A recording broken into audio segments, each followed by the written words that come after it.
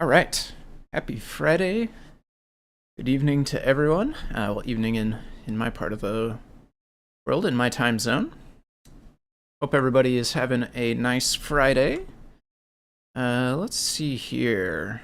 A couple more things I can shuffle around, and then we'll do the old introduction and get this show on the road. Looks like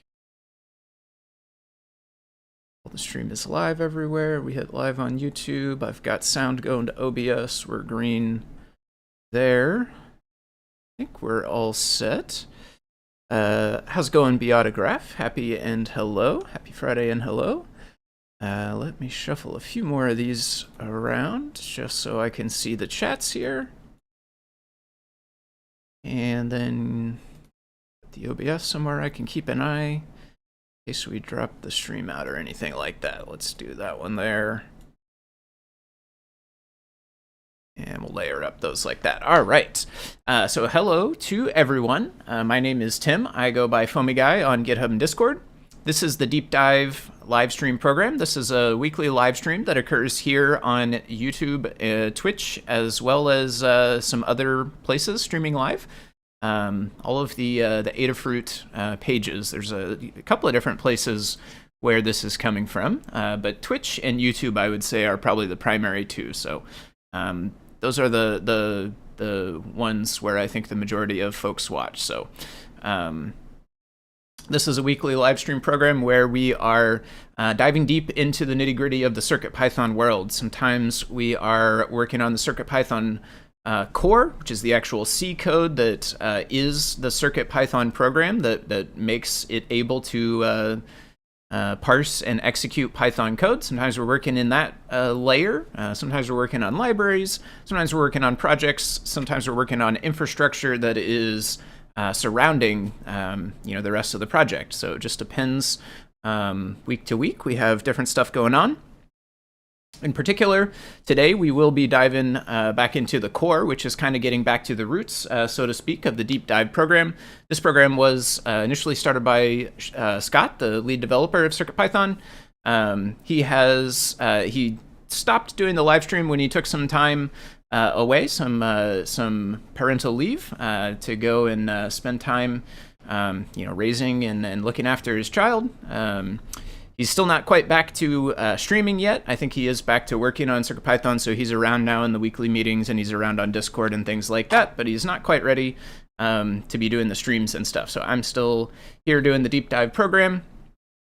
We are getting back into the core today, which if you ever go back and watch some of the older VODs, some of the episodes that Scott has done, it definitely tends to skew a bit more towards inside the core when he is doing it. I should take a quick step back, though, just for anybody that might be new. If everything that I have said thus far sounds like gibberish to you, if you have no idea what I'm talking about, let's just level set that for the folks that might be new. CircuitPython is what we're working on. This is an implementation of the Python language, which is designed to run on tiny computers called microcontrollers. There's a bunch of pictures of them over here on the downloads page. Over on this tab, there's a camera with one of these microcontrollers. Basically, these are little computers inside this device here. This little PCB device has a computer in it. That computer is running CircuitPython. That's allowing us to write Python code, save it on that device, just like a USB thumb drive, essentially shows up like a thumb drive on your computer. Open up the Python code file in there, save it, and then it will automatically reread and execute that Python code. And so the microcontrollers, the computers themselves, tend to come in all different shapes and sizes, as you can see with a quick scroll through this page. Many of them have what are called like I/O pins, which allow you to connect with other hardware devices. So, sensors for detecting things like temperature or humidity or acceleration, or distance, or pretty much anything you could imagine. Sensors, buttons, beepers, buzzers, lights, sounds, any number of electronical doodads you can hook up to these microcontrollers using those I/O pins, and then write some Python code to interact with that stuff. So that's kind of like the 50,000 foot view of what we're working on. If you do happen to be watching this for the first time and you have questions, YouTube chat fell off. Let me fix that. If you have questions or anything, feel free to drop those into one of the chats, which I will try to fix here. That is a bit odd. Is it just...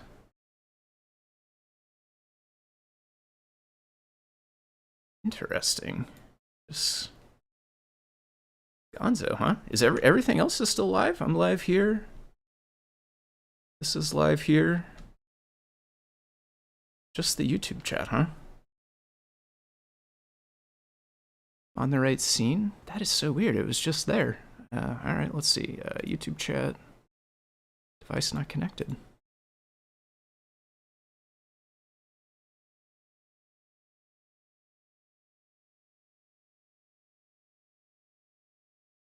There we go. Thank you for the heads up on that. Okay, if you do have questions about any of this stuff, feel free to throw questions, comments, anything like that into the chats. You can join us over on the Discord, adafru.it/discord. That's the chat that's right below me. And then the YouTube chat is also on the screen down there as well, just on the chat for this live stream. So head over there if you'd like to ask questions or interact or anything like that. Let me catch up. Speaking of the chat, let me catch up. How's it going to Keith DEE? Happy Friday. I hope you're doing well also. Almost said hope you're doing well as well, but we don't want to do that, I guess. C. Grover, nice to see you as well. Seattle Seamus, Dude Man Bro, complimentary, nice. Thanks for tuning in. How's it going to Jose David, Mark Gambler? I seem to be alive, thank you. I think that's a good thing, for the most part. And then live here, Ian McGuire says, so it maybe it hitched or something, I'm not sure. Sometimes the stream does get a bit of a hitch going on and it's giddy up, so to speak. So if anything does happen like that, just hopefully just give it a minute, maybe try refreshing the page. I should ideally come back before too long if anything like that does happen. And then what was there any complimentary twos today? Maybe. I did watch the video. Who was it? Neardoc? Somebody linked me to a nice video explaining two's complement and how it's used to store negative numbers, which did fill in a lot of the puzzle to why we were getting some super weird behavior the last time we worked on this stuff. Yeah, I don't know if we'll do exactly stuff utilizing it today, but yeah, that was a nice resource to kind of just pull back the curtain a bit to help me understand why we were getting some stuff that seemed kind of contradictory as far as numbers being both big and small and stuff. So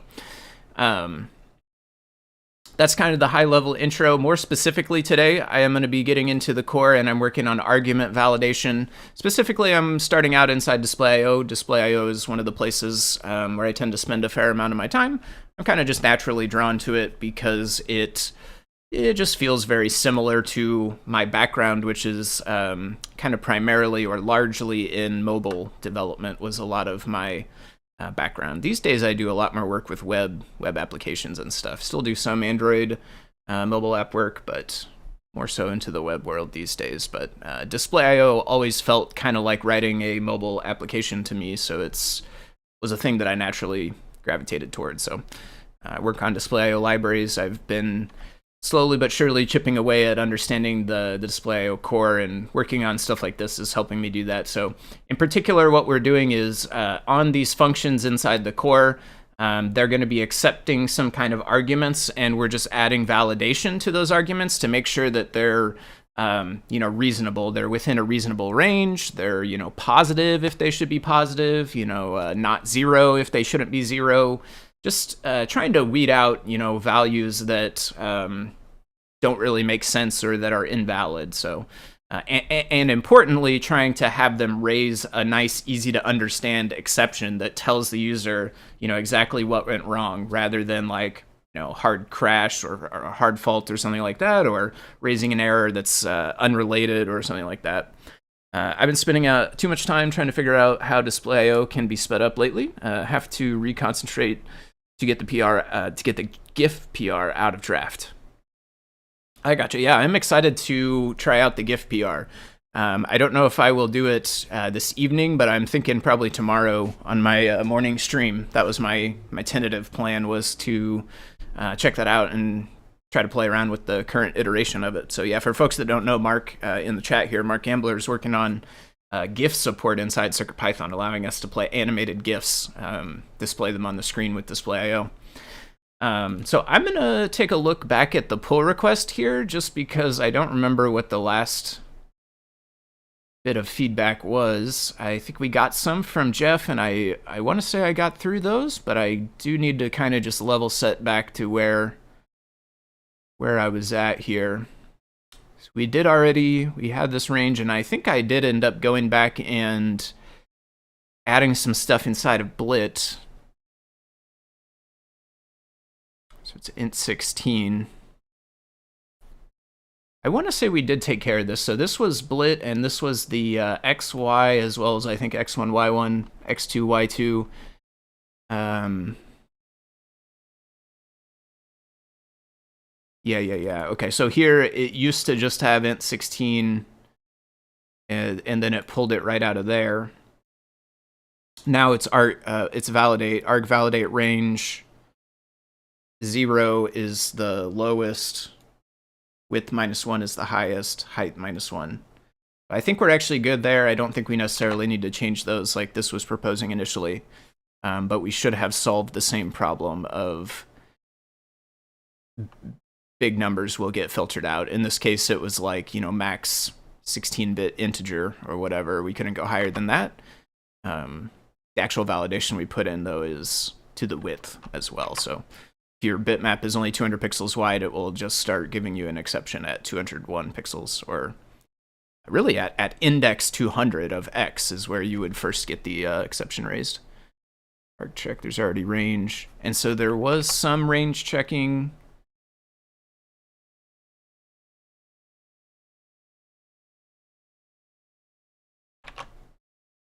So part of our problem here, though, is this is referencing some lines of code which are now different. I'm going to try to pull up the current main, because I've edited my branch at this point, so it's not quite the exact same anymore. I want to say we took care of this, though, with our existing, essentially with this one and this one.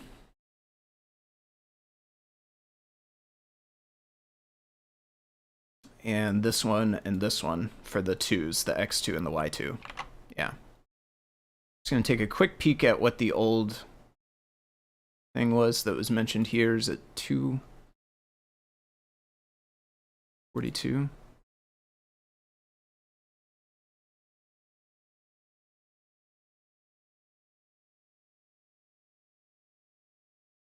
This one, where it was before. 246 is this one. Okay.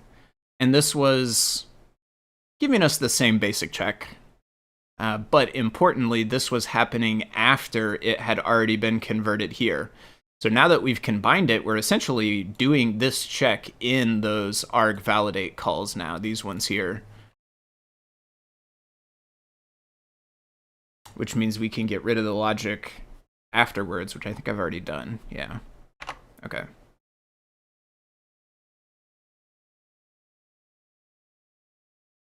So this one, would this be validate int range with the low as 0, the high of get width -1? This might be the same thing, actually. Well, no, this is checking here. Pixel coordinates out of bounds? Which coordinates out of bounds? So this is in what now? This is in the subscript.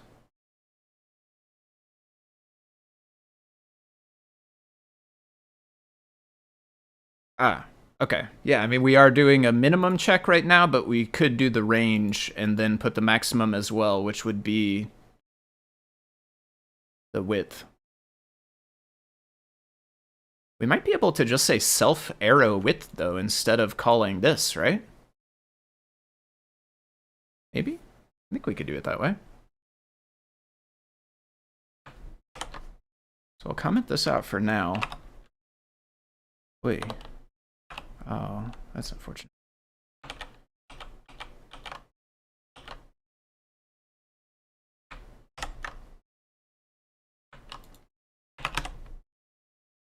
So if this was validate int range, right?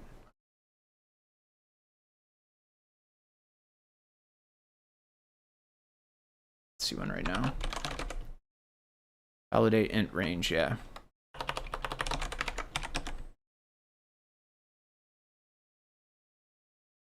Oh, this is somewhere else, actually. I wonder if we should do a range here as well. These are the actual ones we were just looking at. Realistically, we probably want to double check everywhere that's using min. And just double check and make sure we just see if we would want a maximum. I suspect a fair amount of them we probably will want maximums. Well, go range, and then here we're going to say... So items, this is when...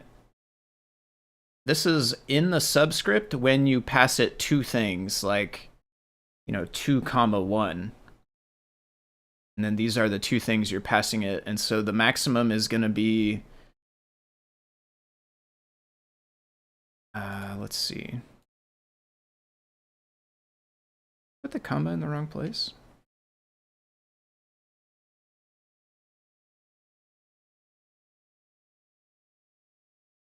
Maybe I didn't add a comma. I guess we'll need a comma here.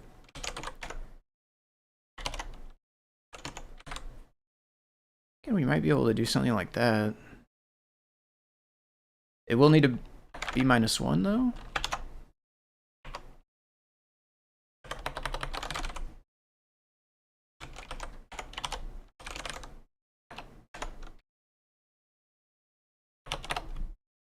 And then as long as that works, it negates the need for this if statement here.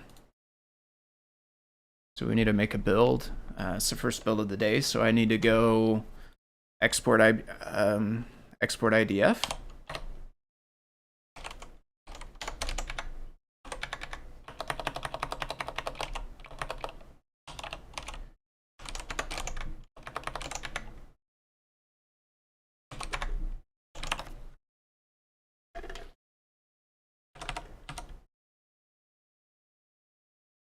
And that is the device we have, so we can make that. Seems like it failed. We're gonna do a clean. Just try that again.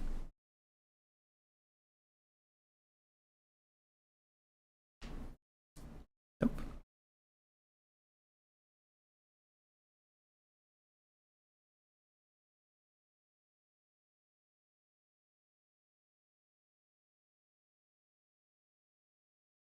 Operation type. Panic.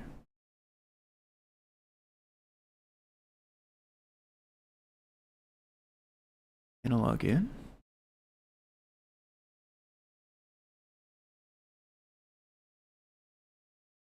Segmentation fault.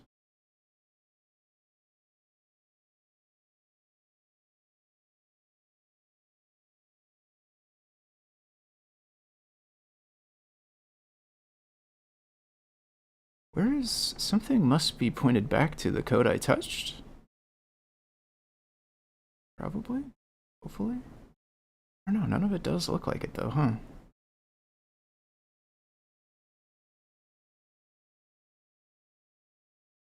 Internal compiler error.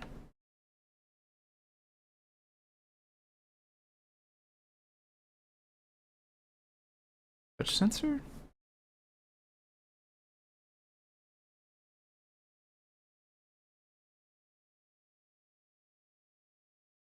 Device set but not used. SP system panic extensive. I don't know what any of this stuff is for.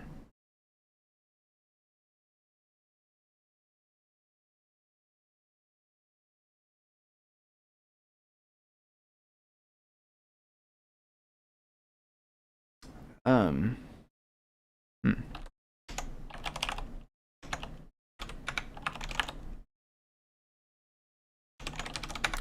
Let's try a non-ESP build and see if it's any different.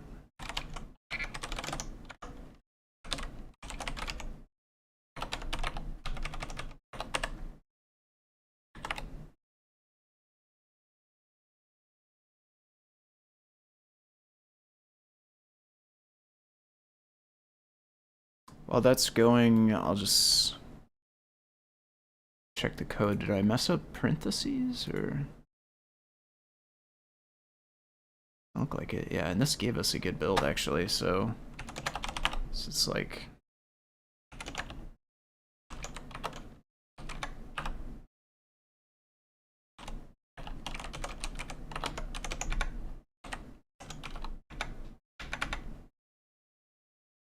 Could I need to run install again? I mean, this part says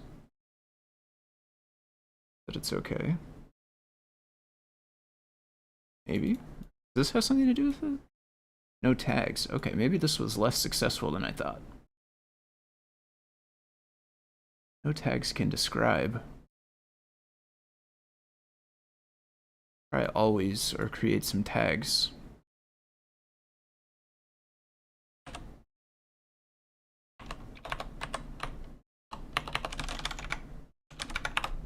Try install first.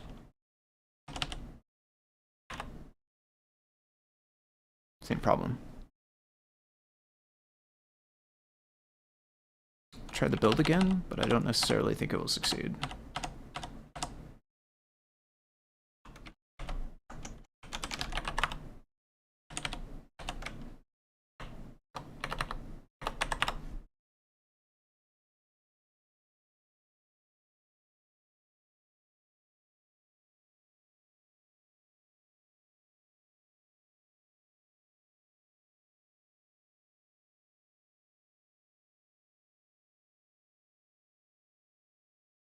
Maybe different. Okay. Yeah.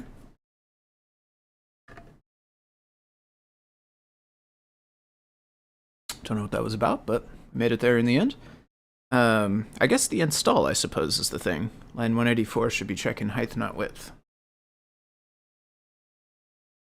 You are correct. Yeah, thank you.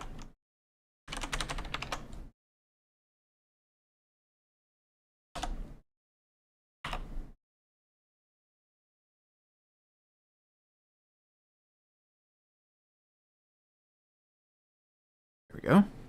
Bootloader mode.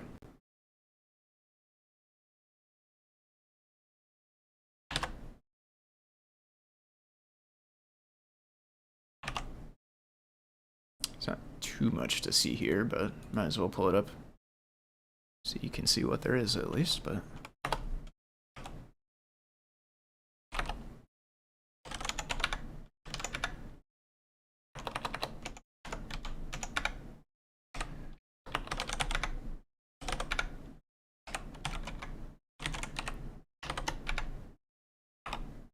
do that to the device.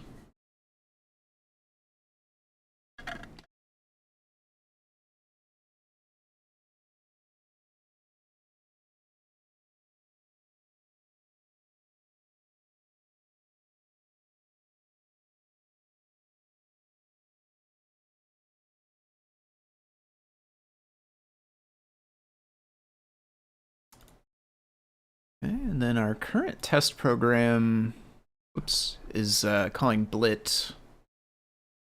That was the last thing I worked on.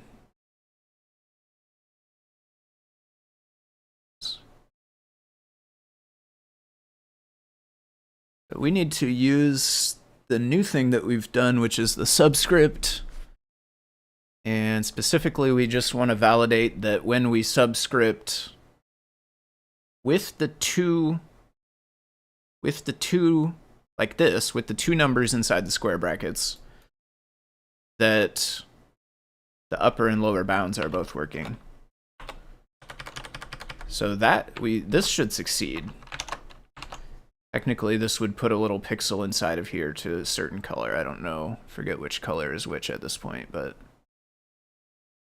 yeah, I can actually see it. See, it doesn't quite come through camera all the way. You can maybe kind of see it there a little bit. There's actually two of them because there's another one from somewhere else, but is there. And so if we did -1, this should raise the exception that comes from our new code now. It should tell us like a value error, x must be 0 to 39. Perfect. And that should be from line 54. Is that accurate? I'm just going to rerun it so I can see the line of code with it. Width is important. Yeah, and that's honestly a huge hug report to cgrover, because that's the perfect storm of a bug, right? When that's different, because like lots of bitmaps are going to be equal, you know, it's 100 by 100 or whatever, right? They're equal, and therefore it accidentally works. But then when you do find the one that is oblong, and that bug bites you, it's like, I suspect it would have been quite perplexing. So thank you and good eye for sure. So we got our x here must be 0 to 39, which is good. So if we put that to there, we go negative there, it should be the exact same thing, but it should tell us now y instead of x. Perfect. And let's do the high side as well. So 39. So if we say 40, should give us the same error. Yep.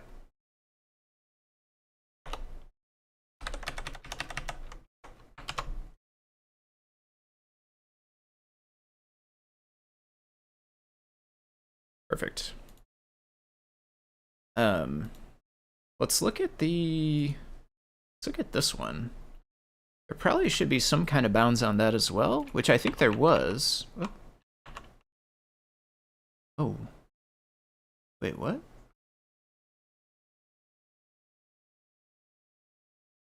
What happened to the formatting?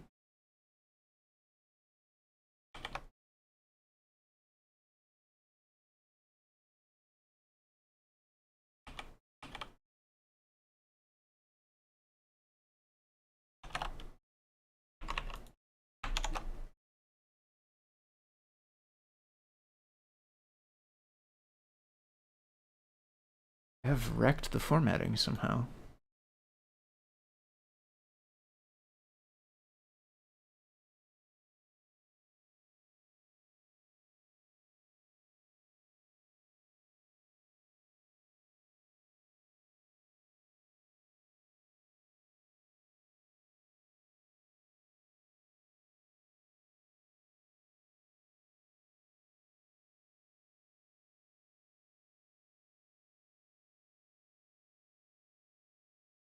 Or like commits though. I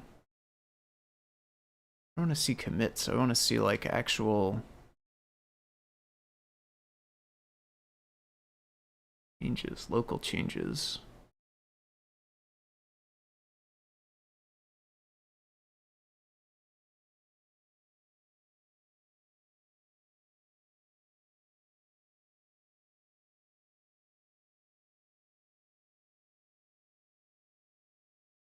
So I must have done Control Alt L, which I'm in the habit of doing, which in PyCharm will format the code, but in this case, the formatting is awful. We don't want it. I need to undo it, ideally without just, I don't know when I did it, so I don't just want to like press undo a million times. But I'm not really seeing a great other option, unfortunately.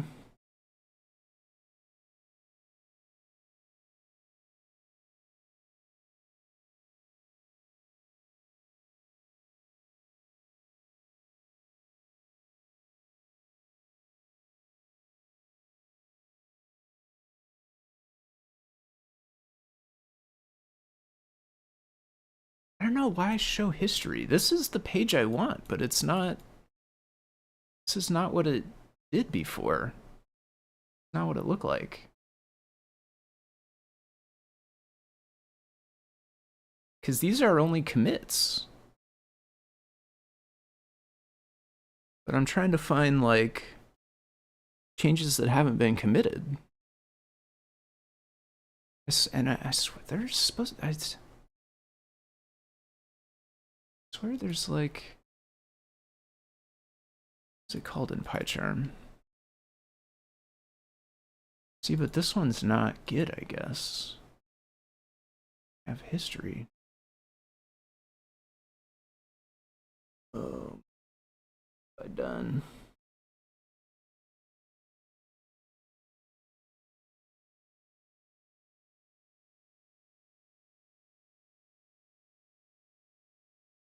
Local history, show history. You see, this is what I'm after. Show history. This is like, these are not commits. These are just like, the file was changed at this time, and then here's the change that occurred. We click into different ones, there'll be different things. Local history. Why is that local? Local history? Show history? History is empty.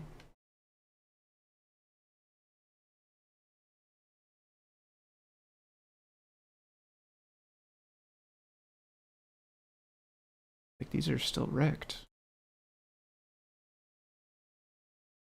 Oh, that's the one. Is it? No, that's yeah. So we want to see if I undo this though. It's going to undo our other change as well. I mean, I guess we have to at this point. Put this. Actually, maybe it kept those two. I don't know.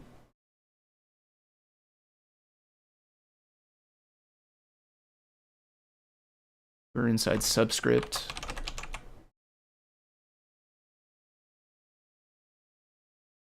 I have to get out of the habit of Control-Alt-L. It doesn't, Sea Lion, which is what we're in here, doesn't, yeah, the formatting doesn't work right. I don't know why. Yeah, it probably needs to be configured somehow. I'm sure there is a way that it could work, but the way it is right now, it doesn't work.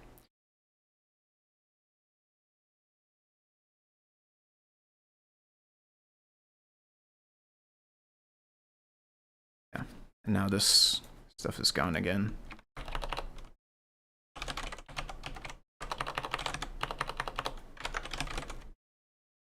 Not to mess that up this time, hopefully.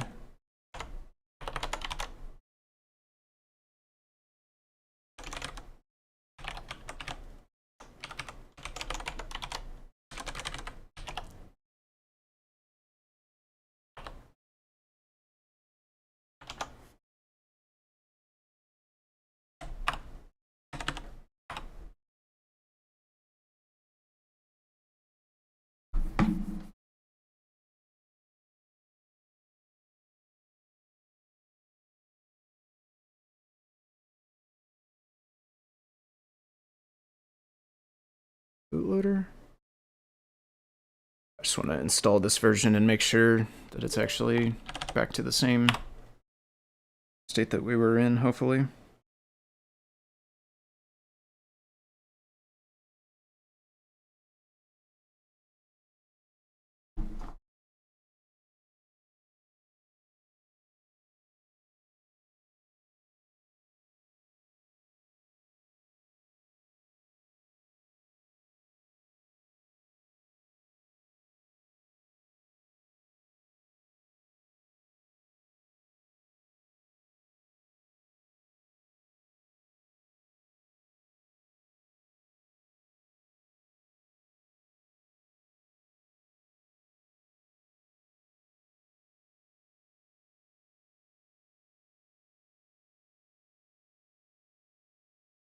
No, that's not right. We need the -1s. Yeah. Okay, don't press Control-Alt-L.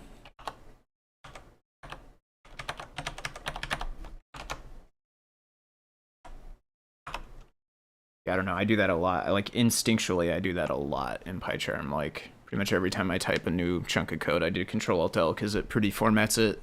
I'll have to figure out what's up with my settings in here, why it's, like, got all wonky. You know, maybe I could have ran pre-commit. Pre-commit might have fixed it for me, because it's got not black, but whatever the version of black is for C code. Maybe it's black. I guess I never really thought about it. Is it actually black, or is there a different project?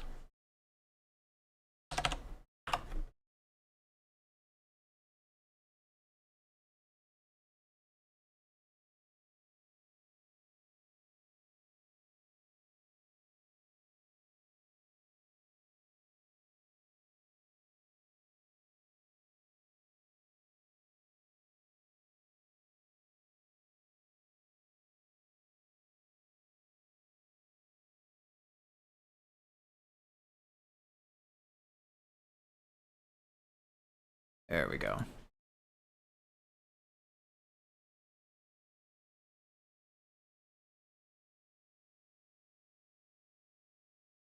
Okay.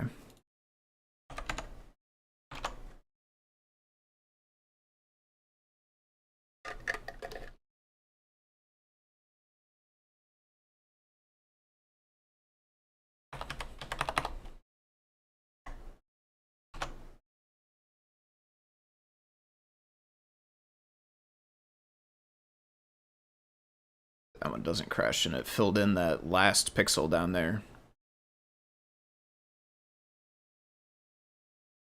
Is that actually 40 by 40? Other bitmap. Okay. Like 40 by 40. So we're just zoomed in so far, kind of.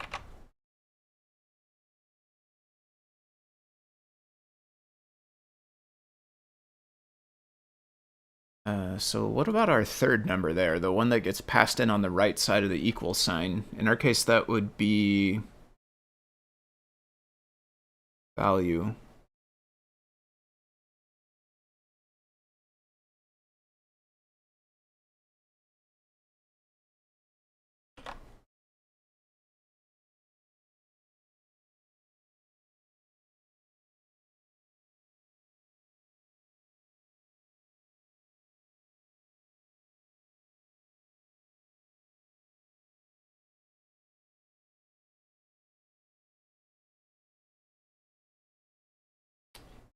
So this is where it's validating that it's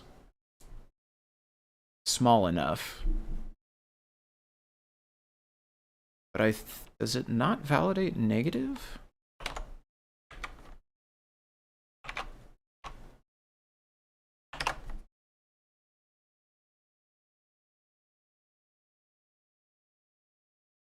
Pixel value requires too many bits, 54. It does validate. Well,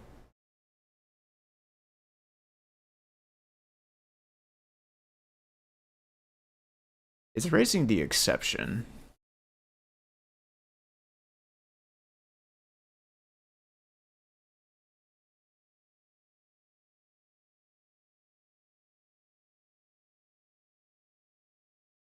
So maybe it should just be, maybe we should do our arg validate range.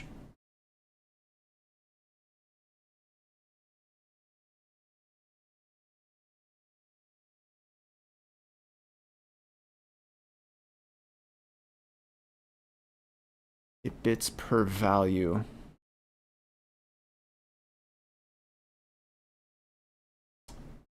So is that what's going to return our power of 2, like our maximum number?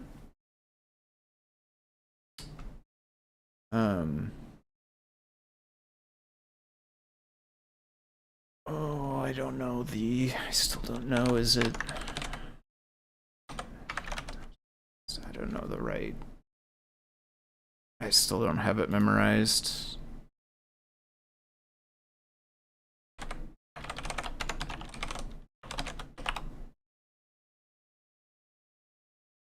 MP plat print. String with a new line.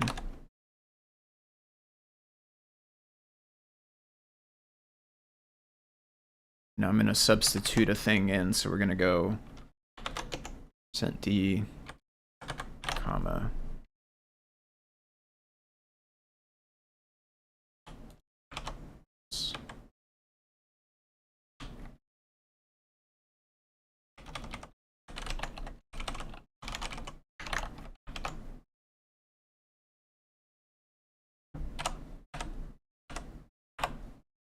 So we'll hopefully print this out for us.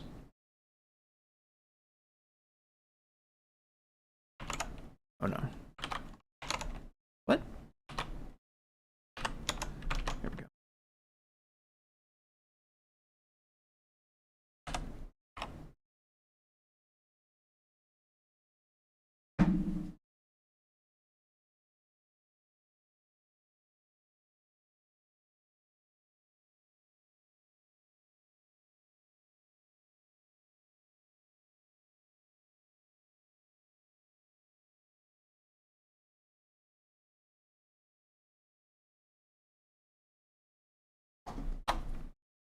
let's go to bootloader.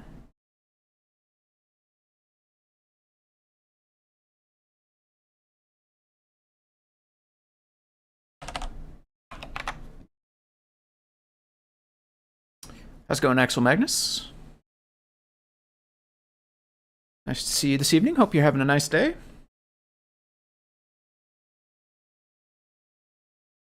Although probably not evening where you're at, so sorry about that.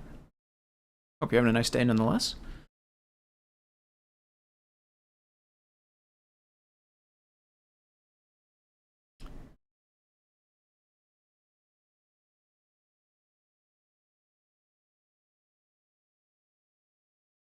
It's per value too. I printed out a bunch of these.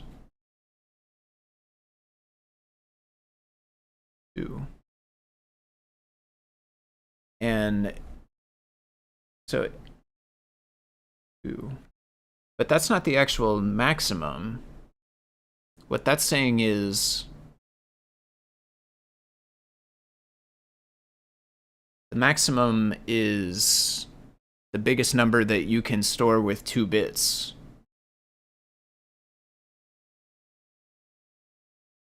Which is actually 3. Which in our case is what the maximum is. If we used like 5 and 5, then instead of printing 2, it will print 3, because you can store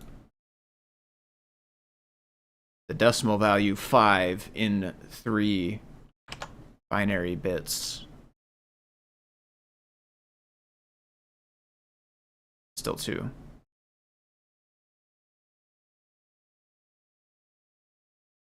Maybe I was wrong.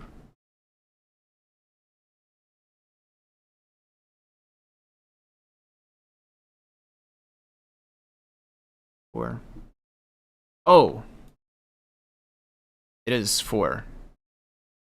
The 2s, I think the 2s are probably from other bitmap.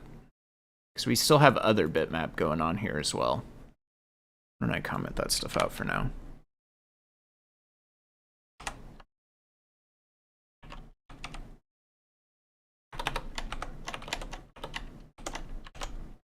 Okay.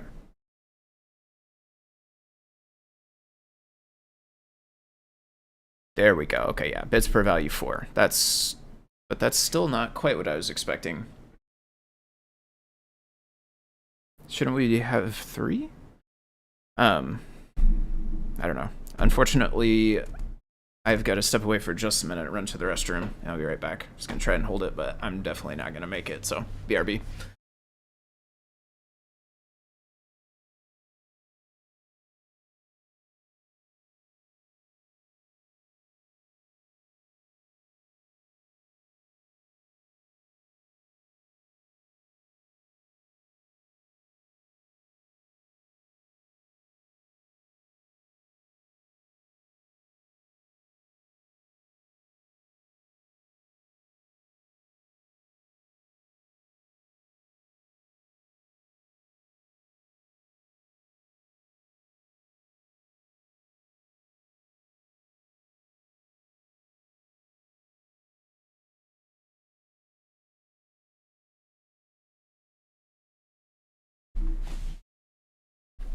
Okay, sorry about that.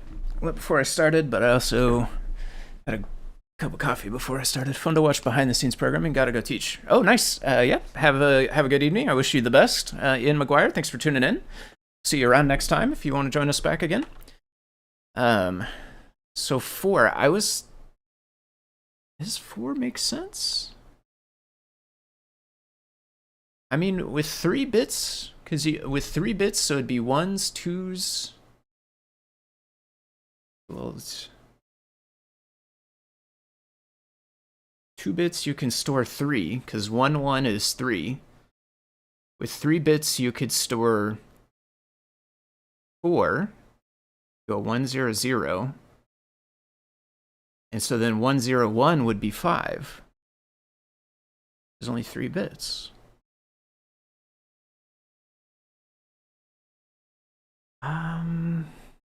It's actually odd. Yeah, it was Must not understand common how get bits per value. Let's quit that.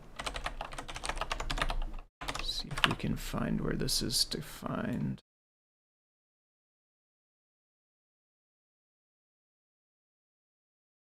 Bitmap, shared bindings, bitmap.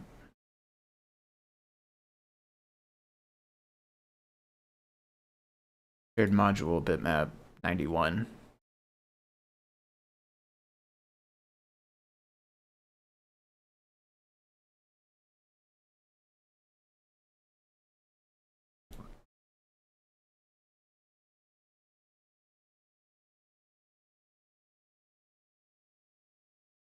Just returns bits per value.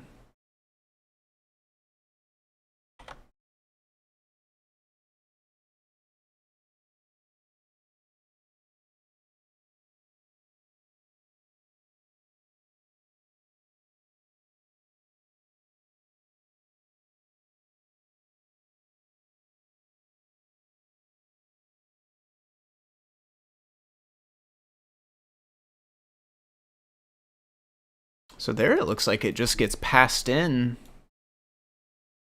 This is from buffer though.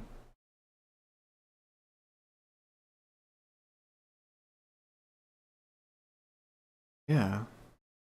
So, but then it would be 5 though.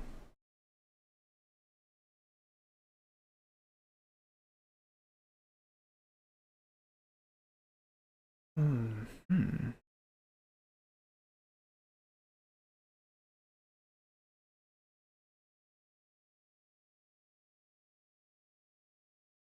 I mean, could this change it? I guess maybe.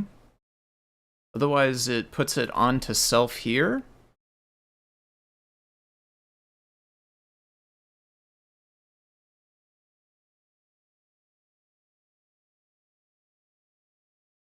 Bits per value is greater than 8. And it's not 16. And it's not 32.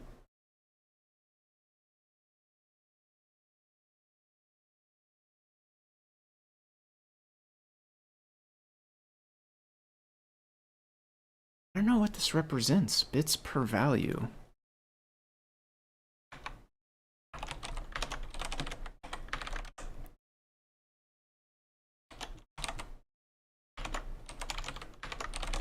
Is that right? I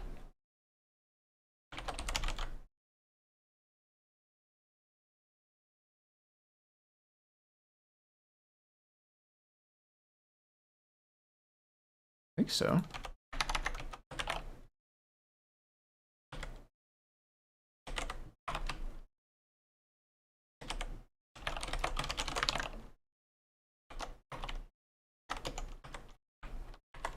Okay, let's print it inside of here as well when we create it.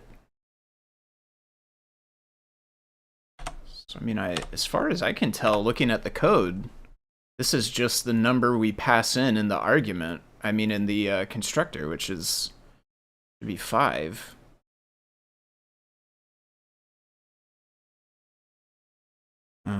In my mind, I had it differently. In my mind, I was thinking like, which I think this is the logic for what I was thinking. It's finding the smallest power of 2. It's finding the smallest number of bits of binary that it could store the number inside of. That's what I was thinking it was doing, but that would be 3 bits for 5, and we didn't get that. Not copied yet. I think it's bits per pixel, so RGB 565 is 16. And RGB 888 is 24. For argument validation of what? Bitmap validations. I thought bitmaps were taking care of validating bits, maybe not. Not sure what you mean.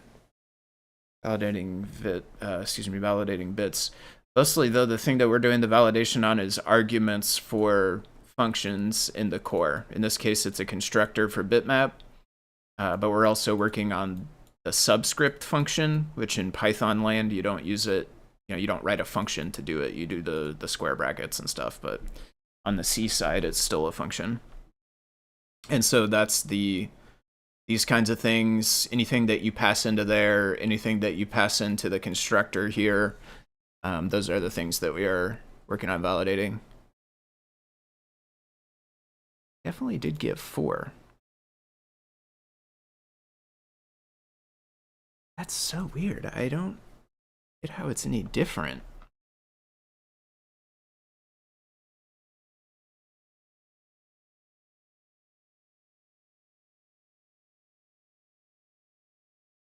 Could stride change this? I don't know what that means to stride. Is that... Put this first. See if it makes any difference. This more Blinka. It is not. Nope, this is inside the core.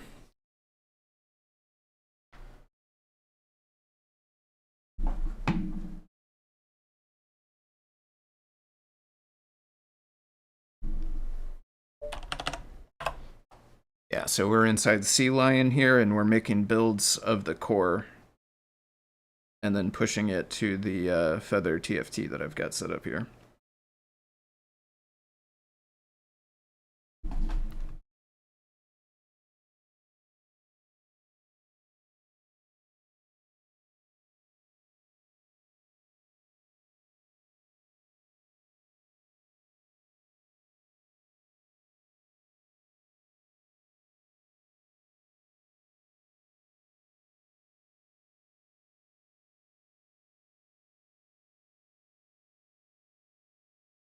In a second time, but yeah, it is still 4.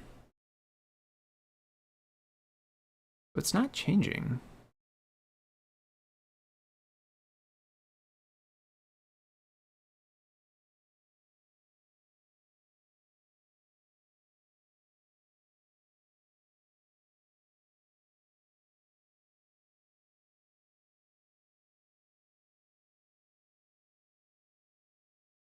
I guess that's because shared bindings changes it. Shared bindings make new. This one takes value count. Here is the logic I was thinking. I think. That's figuring out how many bits. Looks like it has a minimum. And then it calls construct, and it calls it with bits here.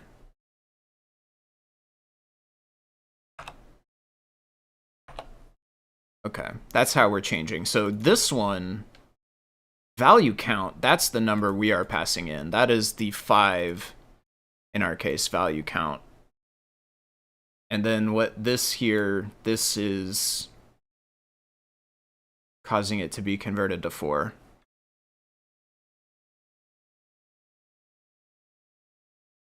Some way that is something to do with the number of bits it takes, but it must be not just straight up the number of bits, because it should be able to store the value of 5 in 3 bits, but we're ending up with 4.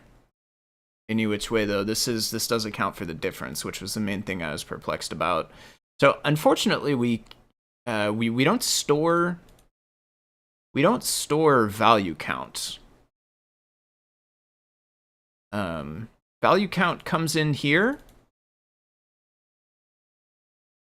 Should probably do a range thing on it, though.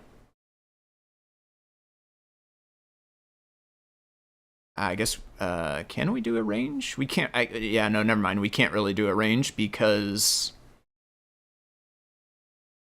well, I mean, is there a maximum of 255? Maybe that could be the range. We have value count, it gets put into bits, and then bits is what gets passed into bitmap construct. Bitmap construct has bits here, gets passed into the from buffer one, which has bits here, and they get stored as bits per value.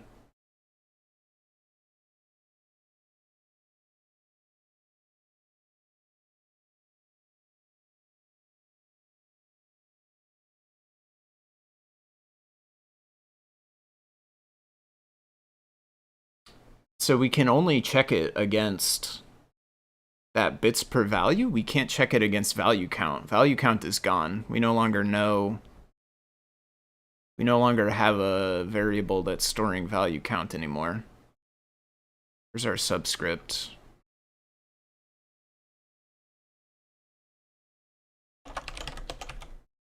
Oh.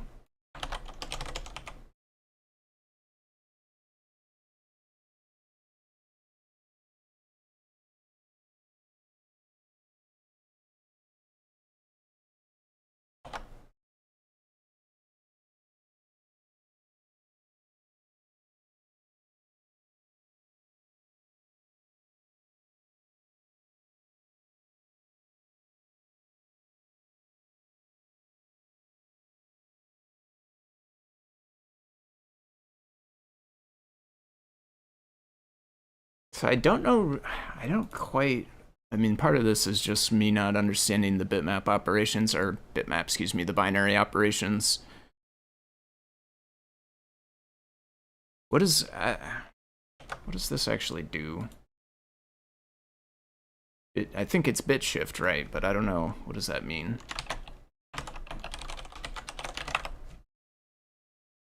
Left shift, right shift.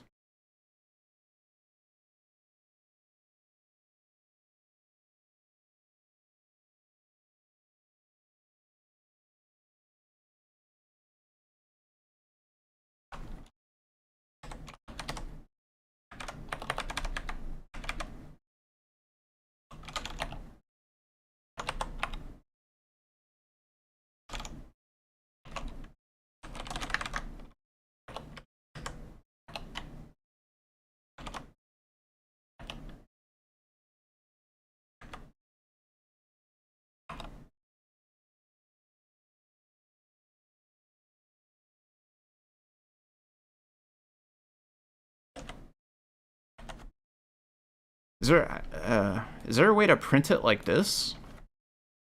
I can't really visualize what it's doing.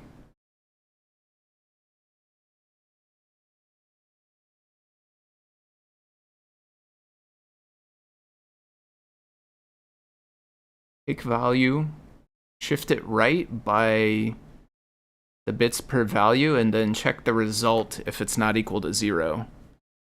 Print F will do hex. We're still back here. We're in Python land though, rather than MP print. And I could do hex, I guess, but is there a binary one?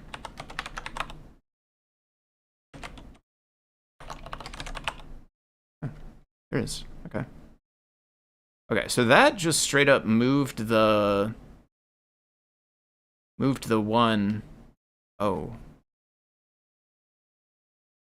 Okay, the leading zeros are nothing. Those just go away. So that moved the 1 to the right by 1. Okay.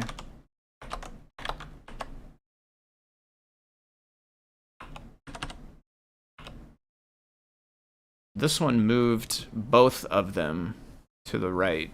So everybody moves over to their neighbor, which I can get now, but I don't follow the logic here. How does everybody moves over to their neighbor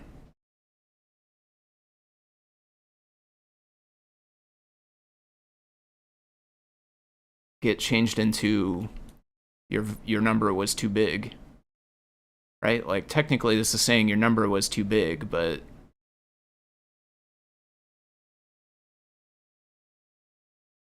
and also we were just going by 1 every time, I guess, right? I mean, we have a 4 here, so that just gave us 0.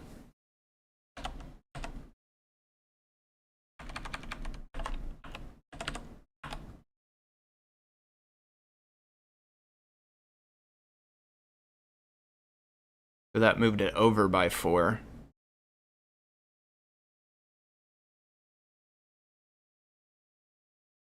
So if they passed in 5,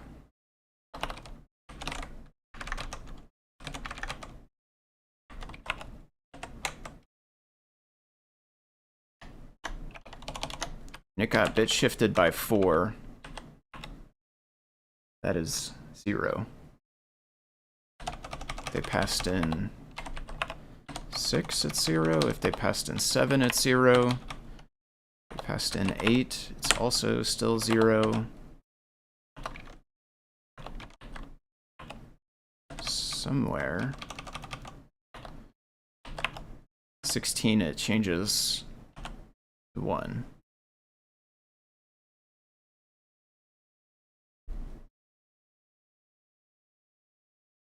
So effectively,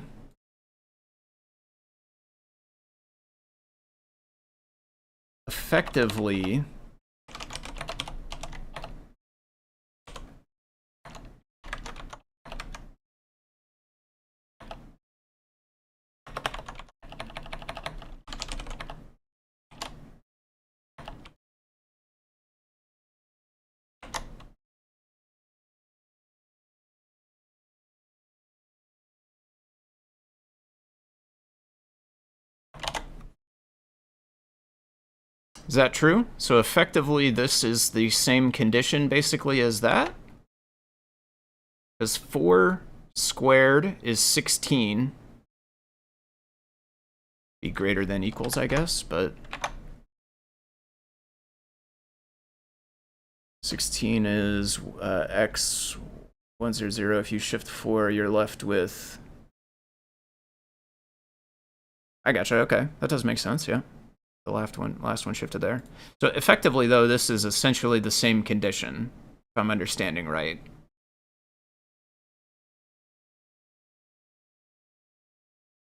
Yep, I knew what you had, or I knew what you meant, rather, with the 0b.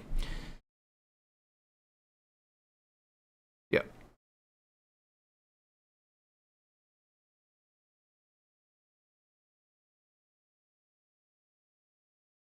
I think the idea is if each pixel is x bits, shift them all out.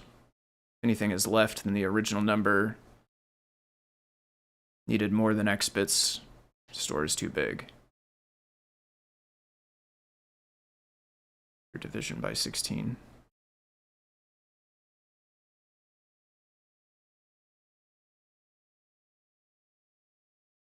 Division by 16. I don't follow the division. The shifting is really fast, so this is an optimization. Handle it quickly.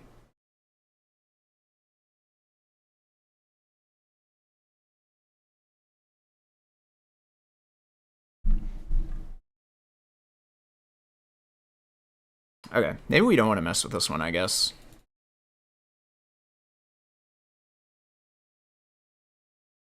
Well, let's not worry about... I guess let's not worry about the high side. Let's try to do the low side. Well, the thing is that we already get the error. And then technically our error message is backwards here.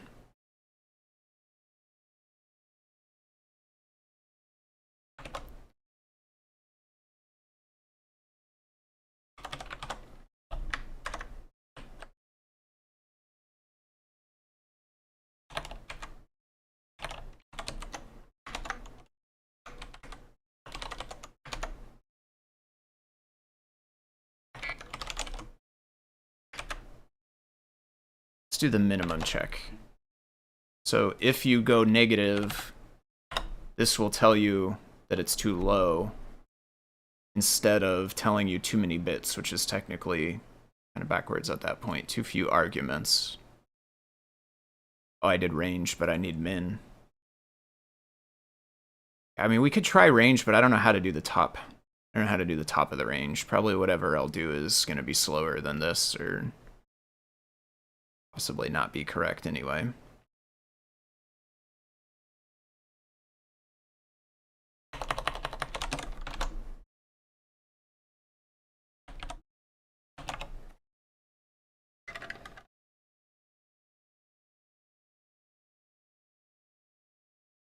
Use that for 0b, RR, GGBB.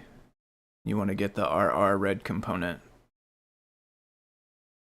Okay, that's something you can use the bit shifting for, is to basically filter out the to one specific color channel.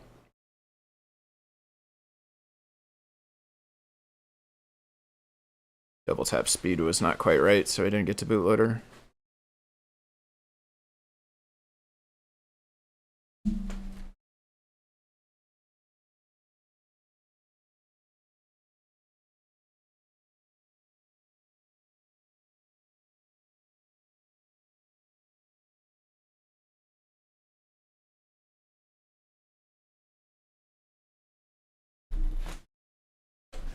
Okay, pretty getting into something.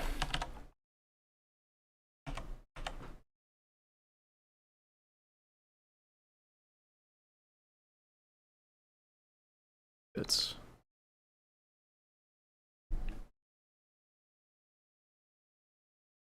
there's bootloader, copy. Maybe, yeah, I was gonna say I probably should have slowed down just a tad, but.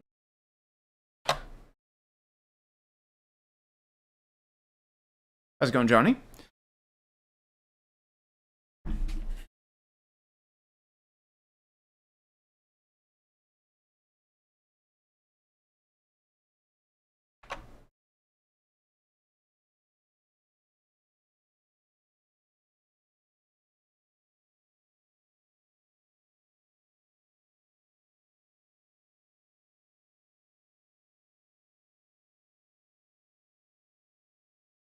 There we go. Value must be greater than 0.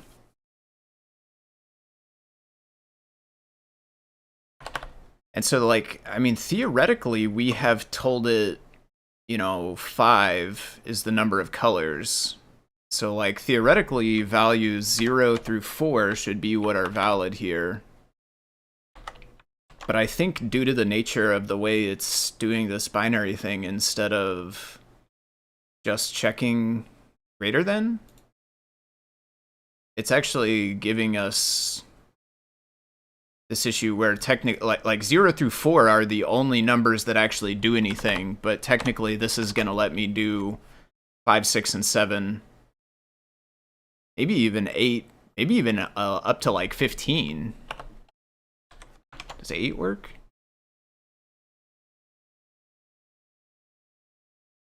It does. So up 15 works, but then 16 I think will be the next one that fails.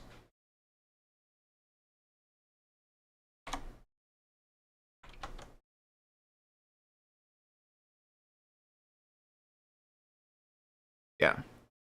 So it's technically making the range more lenient than it is in reality. In reality, 0 through 4 are the valid color indexes in the palette that we have selected.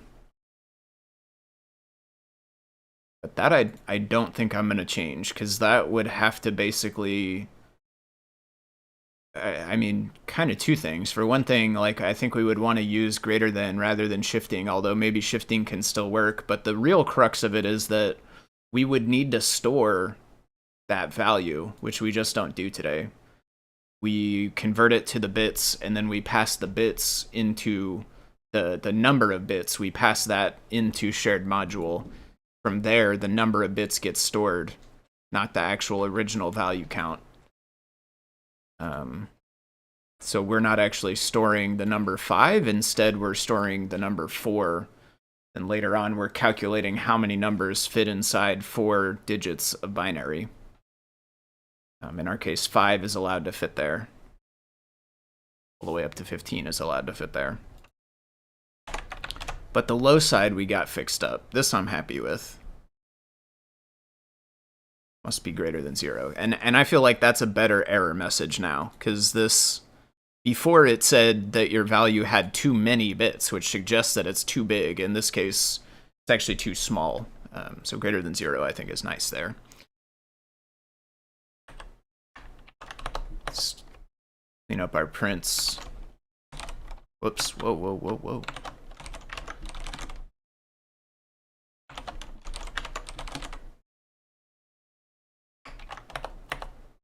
Clean up our prints. There we go.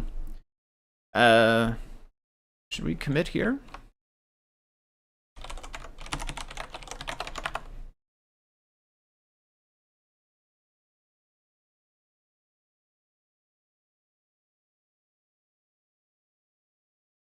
So I think we did do that, right? That was the X and Y inside the subscript.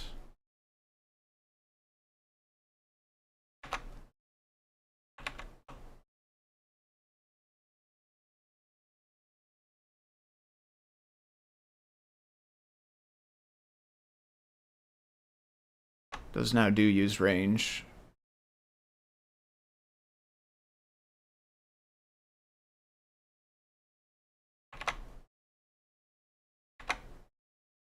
This one is 144 inside shared bindings. This doesn't negative indexing.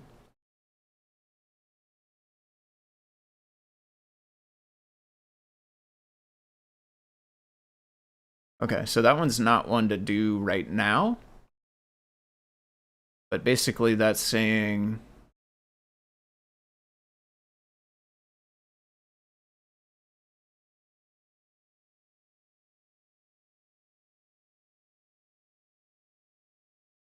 where's our value now? So the numbers are now gone. Well, not gone, but just in a different place. Inside this is I. I is in here. Right. So right now we're validating that it's greater than 0, which is good because it filters out values that are less than 0. Are technically not valid. However, in Python, typically when you have a list-like thing, whoops, sorry about that, might have been loud, I apologize. When you have a list-like thing, a thing that behaves like a list, if you do a negative index like that, usually it will get it from the end of the list. And so what Jeff is saying, like in the future state here, instead of just throwing out negative values as invalid, we could do that like expected Python behavior of going from the end rather than the beginning.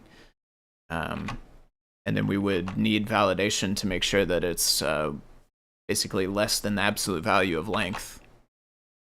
Or that the absolute value of it is less than length, essentially.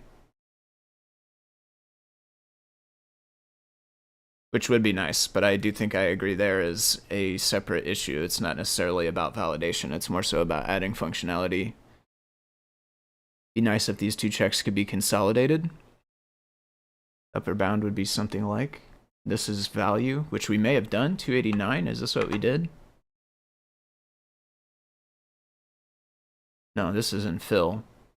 Oh no, this is at a different place. Where is this? See, it's tough. We can't actually see. Once you start modifying code, it's like, it's difficult to tell.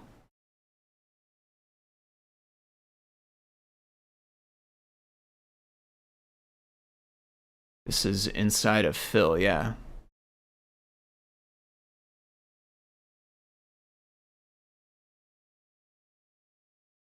Okay, yeah. This is what we just looked. Is it? Well, it.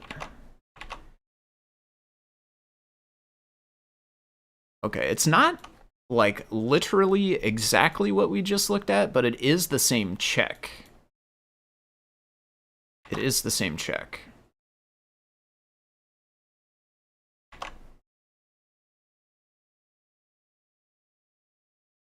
Maybe we could try to consolidate this one.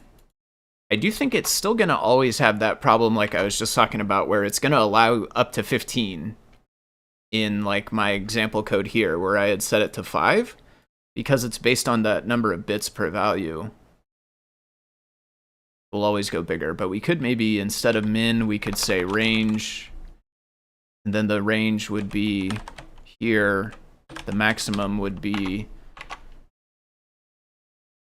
just 1u left shift value -1.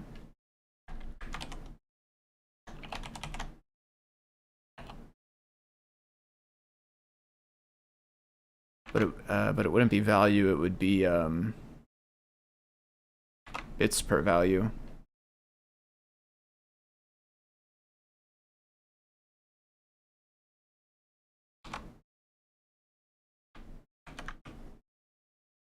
I don't know the order of operations with the bit shifting, so I'm going to go parentheses -1. Don't use Control-Alt-L. You know, the other thing, isn't this worded slightly differently?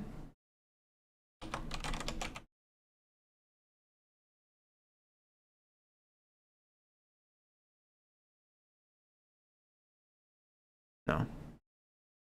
Pixel value requires too many bits. However, I will say, I guess if we do consolidate the one inside fill, we should probably do the same thing with this, because it's like literally the same code, essentially. A different function, but serving the same purpose. Maybe we should have a... the arg validate basically is that function. I was going to say maybe it should refactor to a function, but...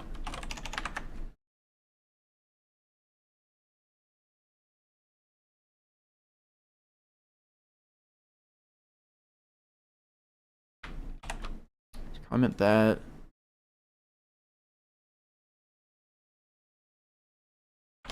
Okay, and then this is in fill. We'll have to modify the code to use fill to test it out. Build.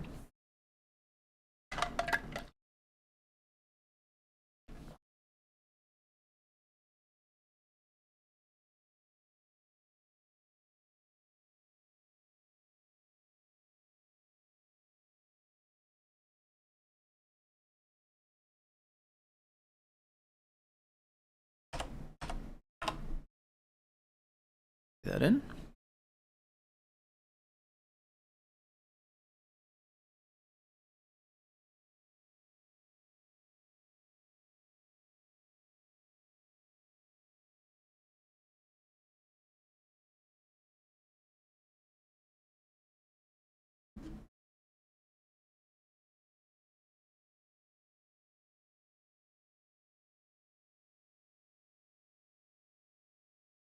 Okay, so first we do still have...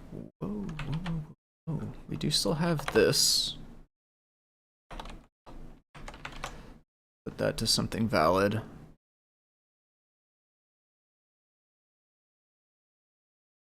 And then bitmap fill. So -1 should be an exception, and it should be the same as it was before, technically, because we already were checking the min. Now we're also checking the max, and it does tell us 0 to 15. And this is now where, like, 15, it won't raise an exception, but it also won't, like, work. Which in this case means it won't be visible. It's not a color that has a visible color, basically. It's not an index that has visible color. 16 will be greater than. That should give us the exception. 0 to 15. Okay, so that's good. And then I do think we may as well do the same consolidation elsewhere, right? The other place where we have this. So let's get rid of that. Let's copy this. And then let's go find the other place, which, honestly, let's search for bits per pixel per value.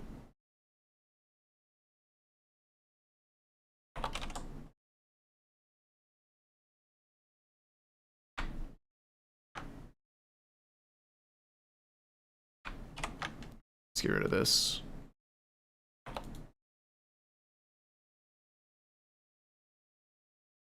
So then we go range. That. Don't use Control-Alt-L.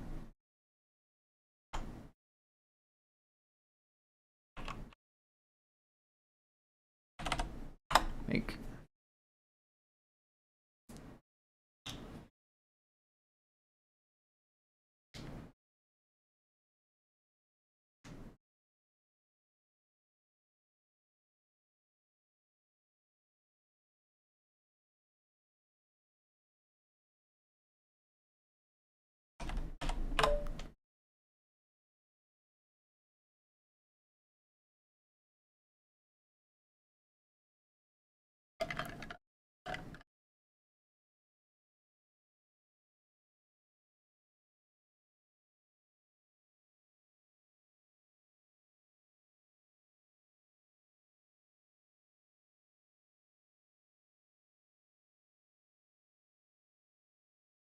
We should get the same exception still as before. We're going to go modify our code, though, to not be doing fill anymore and instead go back to doing this one. So negative should kick it back out at us for not between 0 to 15.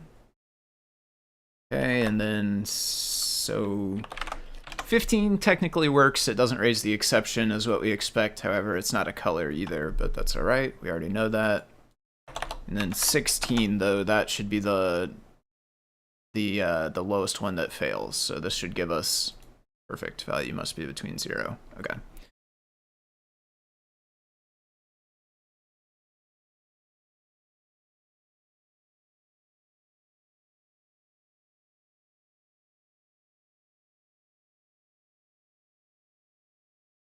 Source palette too large. An interesting check.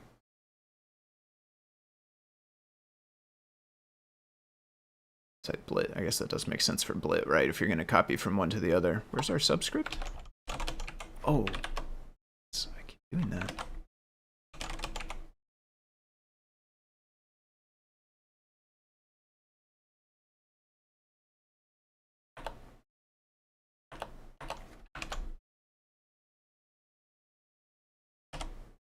I don't think I changed anything functional. I'm going to double check though to make sure. Build. And then if this build works, then we'll run pre-commit and we'll push, make a new commit and push, update the PR.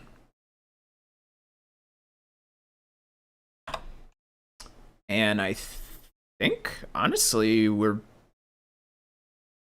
I believe we are good on bitmap after this. I don't know of anything else. We'll give it maybe another once over through shared bindings, just to look and see if there's any parts of the API that we haven't hit yet, but I feel like we got bitmap pretty good. So then we'll, if that's the case, then I'll look into palette and maybe tile grid and see if there are similar validation opportunities there, if we still need that stuff over there as well. So far that's looking good. Let's give it a good value. Let's just make sure it does go through, and then give it an actual good value that's in the range as well.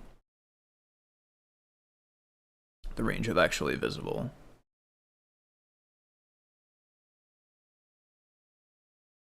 Okay, perfect. That one doesn't crash. Just raises, goes on.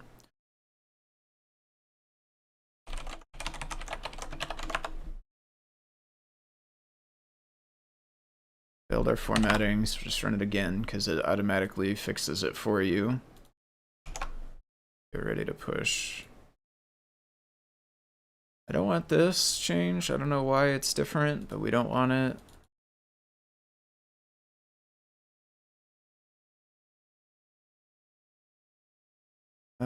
We probably don't want that. I don't think we want that.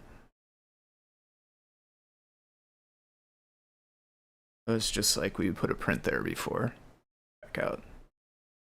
Actually need it. Could technically cut the line there. Using validate range instead of the if statement afterwards. Same thing here.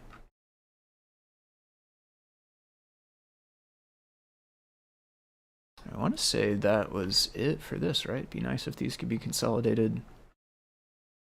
I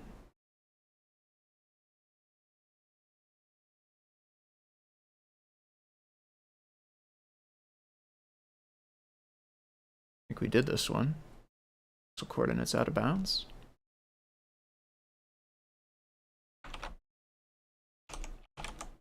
Yeah. No longer have out of bounds at all. Shared bindings bitmap, yeah, so it's no longer there. So we're doing validate range now on that. It's difficult to tell where it's at exactly from this, but so I'd make new. Like inside make new.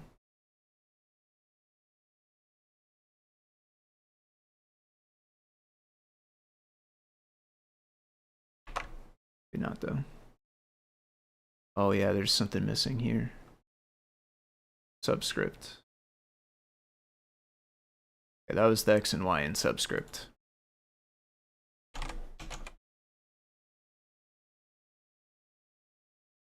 Are here, and we do now use range on, and we no longer have the if statement by itself. Okay.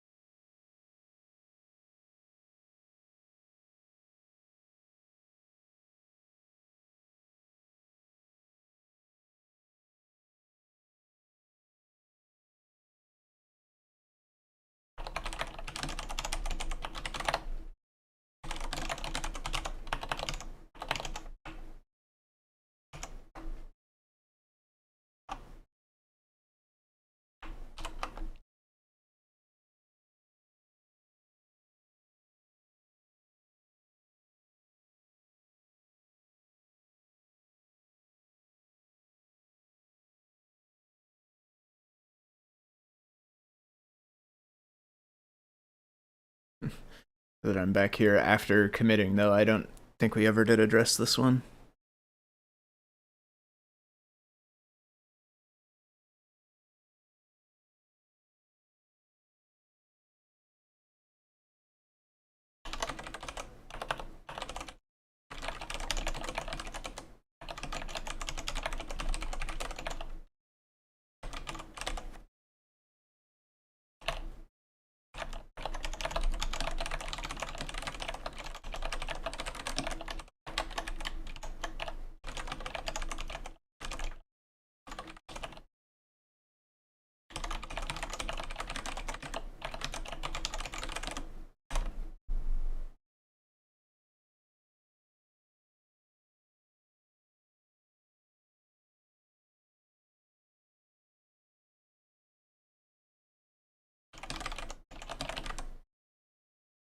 Hey.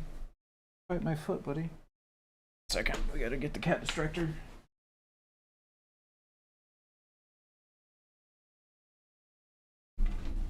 Okay. Octopus on a stick.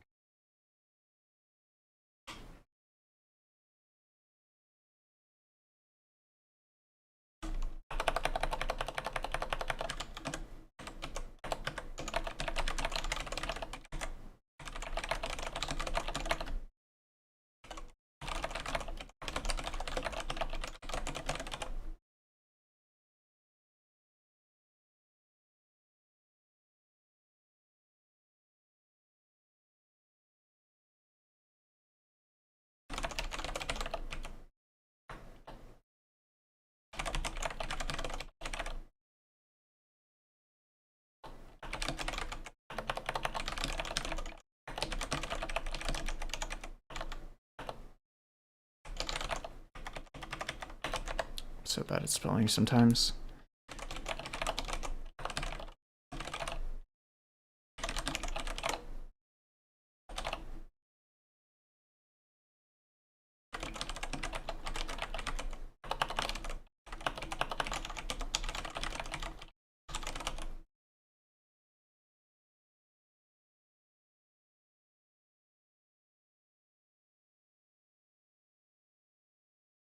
This I think we did not do. This is in make new height width value count.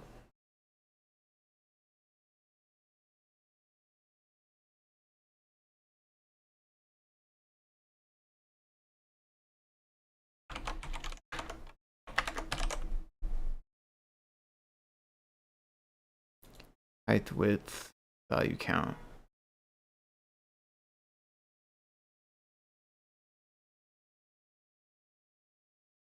Not my car, is it? Okay. Definitely been that person more than once, more than I care to admit, but this time it wasn't me. Somebody hit the old panic button on their key fob for the car.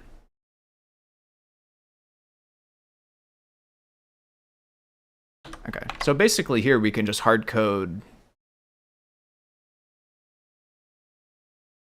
The range maximum 327.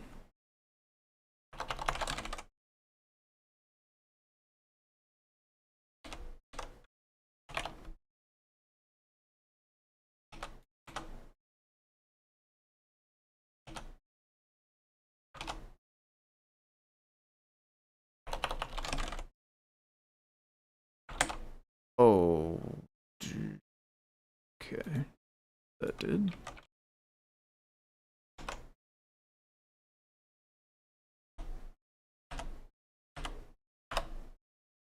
Make a new build with that. And then we'll test this. Oh, sorry. Try to get the microphone like right in front of my face here so that it's like got the best pickup for the sound, but then I accidentally bonk it when I'm trying to reach up and grab my mouse. Imagine that's somewhat loud on your end, so I apologize for the startling or the blown out speakers or anything bad on that. That one over.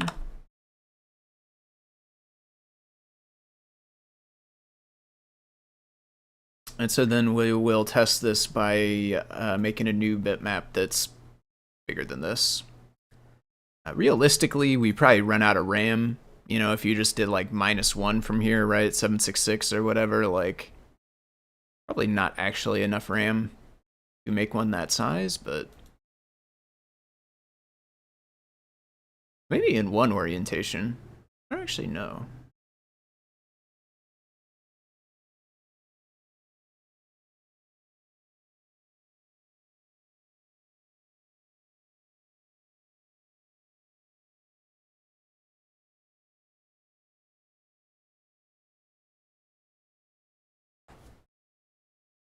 So let's get our other bitmap back here, and you know what, I'm gonna leave that one commented out, and I'm gonna make myself another new one. I know I already have one, but let's put that and then one. See if we have enough for that. I don't actually know.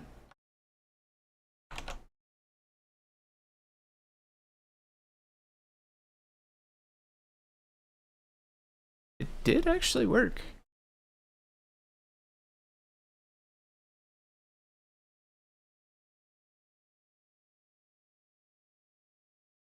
I wonder if we need to use -1.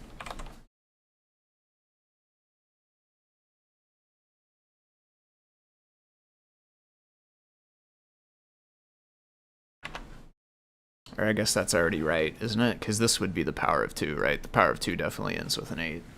So we want to go one less than that.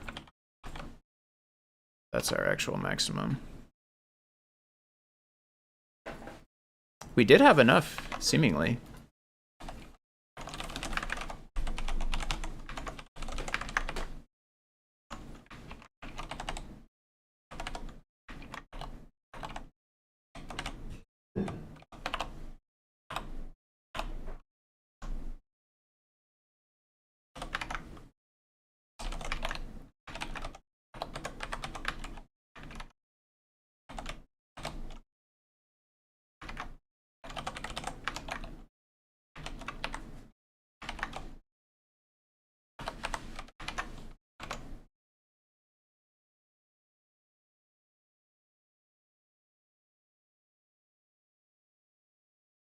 Yeah, I mean, it's tens of thousands, but it's honestly got quite a bit more headroom there, truthfully.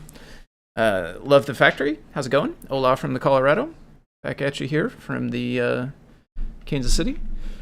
Let's see. It would be nice to have a Python-style indexing, including slicing for bitmaps. Finding slice objects to be pretty handy for manipulating palettes, including using calculations via ULab, Microlab. CircuitPython Microlab Creator is thinking about bitmap image creation and effects in ULab, Microlab. The future support for slice objects in the core might become a thing. I am definitely down for that.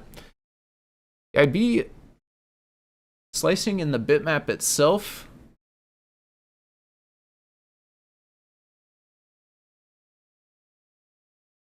It'd be pretty cool. The part that makes it new territory for me is the way that it accepts the multiples. So like like this bit here, where you're kind of giving it a tuple as the thing there. So like if it was just a list, for instance, or if it was list-like, then, you know, bitmap 0, bitmap 9, bitmap 39, whatever, these all make sense. In fact, also bitmap, you know, -1, so negative indexing from the end of the list, that's all good with me. And then, you know, things like 0:4 to give you the range between 0 and 4, that's good with me as well. I can get and rationalize all of that, and I can picture exactly how that would work. But then how do these two rectify together? Is there like can this one be a range and this one also be a range, or do the ranges only support the single one? That would be the question mark for me on the slices for the bitmap. Is, do we intend to make it somehow work with those I don't even know the name for this, but the multi-argument subscripts, I'll call them for now. Slices should be possible. They're in Pixel Buff. Yeah. Well, yeah, no, I have no doubt. I mean, it could be made possible. But I mean, in terms of the API or the functionality, like, would there be a way to do a slice with both X and Y, or just only, yeah. Which, and it's, I mean, effectively, it boils down to the same thing, right? This, you know, this is kind of like convenience. 39, 39 here. There's a single number that will access this as well. It's like, let's use a smaller one. Like 0, let's go 0, 1. So that's 0x, 1y. So that's down 1. So then this pixel is actually the same as, in our case, bitmap, it's 40 by 40. So it's the same as, this 40 here. The first pixel of the second row. So these ones are like convenience for doing the multiplication or the modulus or whatever to get to the size there. So, you know, technically you could kind of do it the same, but if you could do ranges like, if you could do multi-ranges like this, that'd be crazy. And if that would give you back like a rectangular region so it'd be like from 0 to 10x, and then from 1 to 12y, it would give you the region that it's within that. I have no idea if that's even possible, though.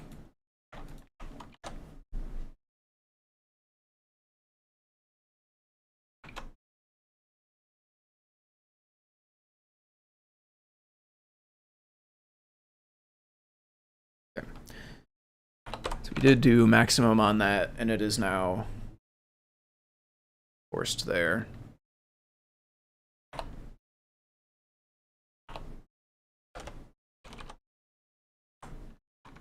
One there. Perhaps bitmap. Okay, yeah, use the two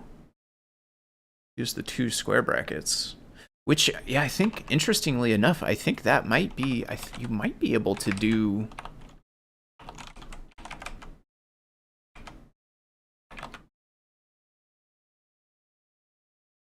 I don't know. Now I'm second guessing myself. It might be valid to do this too, though. I'm not 100% sure. But then that could factor into how the ranges could work too, potentially, is you'd have the second square bracket. We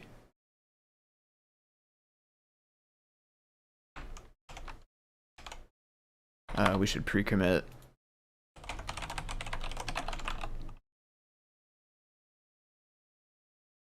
Okay. This time it's just the 3 changes to range and the maximum of 32. 767.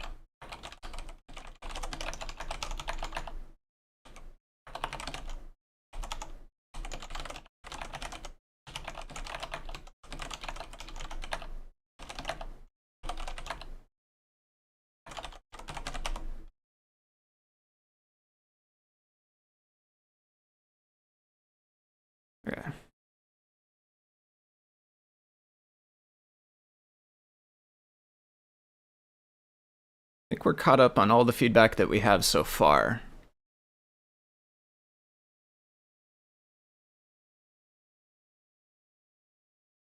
I'm thinking of coming up with a mini roadmap future plan for Display IO would be useful. Been spending too much time thinking about it lately, though. Yeah, I'm always interested in the Display IO world for sure. So be interested to see kind of things that are possible. I think Jeff has been kicking around some ideas as well about Display IO efficiency. I think I've heard him mention that a couple of times as well. I don't know if you were here the other day when we were talking about this, Mark. Do you happen to have any idea on Pio, like Raspberry Pi Pico with Pio? Is it able to drive? This is kind of a twofold question. Is Pio able to drive a SPI bus? And then secondarily, if that is possible, is there any reason to think that that would make Display IO faster? Like if we could be communicating to the display via a SPI bus that's actually implemented via Pio, would that speed up the drawing, or does it not work that way or not make sense or something? Or do you not know? That's fine as well. I definitely don't know. This last tile grid PR had a lot of good ideas. I'll have to look into that one. I don't remember the tile grid one. So group pretty much doesn't have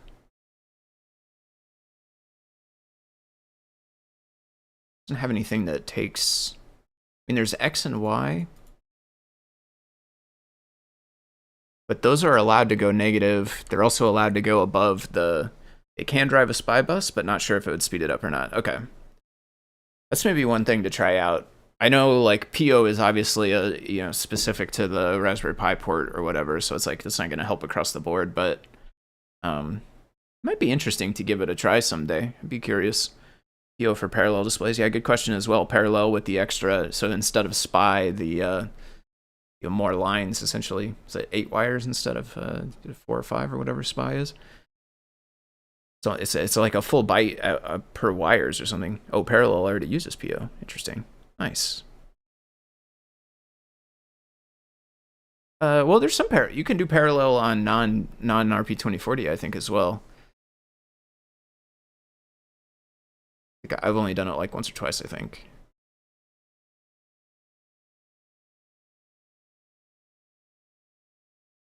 I see. Okay. Specifically on 2040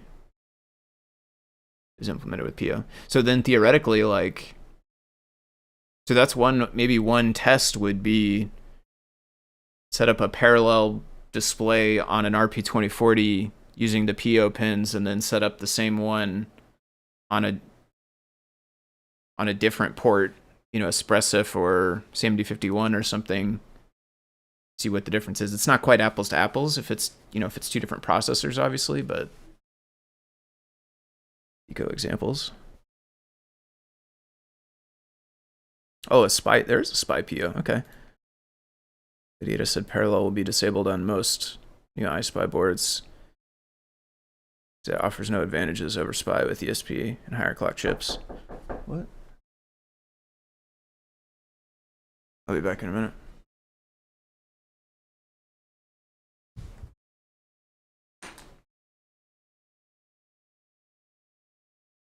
Oh, not yet.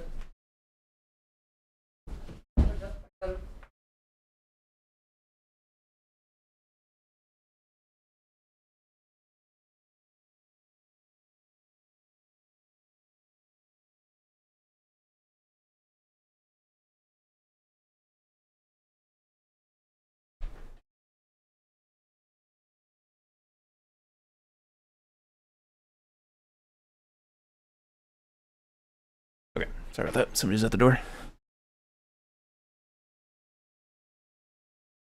Our portal TFT is parallel. Yeah, I believe so as well. Yeah, I think so on the Pi portal. The ILI board is parallel. The HX, the TFT Featherwing isn't parallel. I think the ILI will be the last one though. Disabled for the rest, for the new rev of the ILI. Quick to PO read seems to be faster than peripheral. They have transmit only aimed at the ST7789, which is a display. Okay. I have yet to really dive into PO yet. I know kind of what it is, and I'm aware of like what it kind of does and stuff at a high level, and I know we have a library and some stuff for it, but I haven't dove in just yet to it myself. Yep, take it easy, Keith. Have a nice rest of your evening. See you next time. That'll be interesting, though. That'd be a fun exercise one day to not only dive into PO, figure out, you know, personally just get my hands dirty with actually running it and doing stuff with it, but also maybe try taking a stab at seeing if there's an easy way to measure the speed. Before we go all in on like trying to make it possible all the way, it'd be nice if there was like an Arduino program or something that we could maybe compare against, even though knowing again that it's not apples to apples, but might give us an inkling one way or another of gonna help us out. There's always a but. After looking at the trace for my Salia, the majority of the time is still waiting on the CPU, not the bus on a basic example. Okay. So even if the bus was going faster, it's not guaranteed that that's actually going to do us any good. That may not be our bottleneck. Rewrite 4-wire as PO 4-wire or something as a test. Yeah. Yeah, or even higher level if there's like this example that you linked or that you mentioned with the ST. This one is SPI. Maybe like use this 4-wire or the LCD like this one. I don't even know exactly how to run this as C code, but it might be a decent exercise for me to figure out how to get this to compile and run it on a device, and then just look at what it's drawing, look at how fast it can draw and stuff like that, knowing that this doesn't have any of the overhead of CircuitPython. It's not like a one-to-one compare, but if this can draw and update the screen significantly faster than CircuitPython can, then it might point towards the fact that if we were to implement that in CircuitPython, it could speed us up some. I'm going to try to write up some display I/O findings on speed in the GIF work this weekend or next. Nice. Yeah, I'll take a look at that once you get it out there for sure.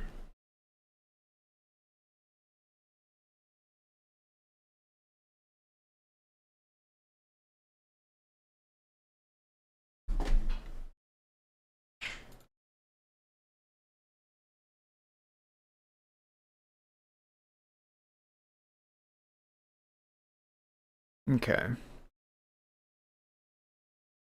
So X and Y here pretty much don't have any practical bounds, I don't think. Because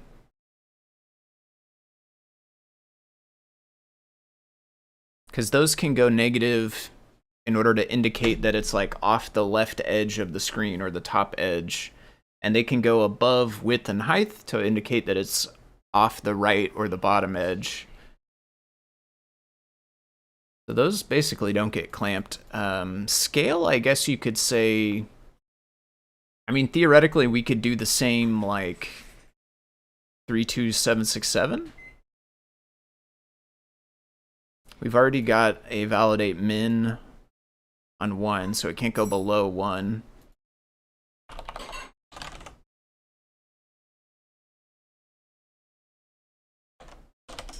Could do that.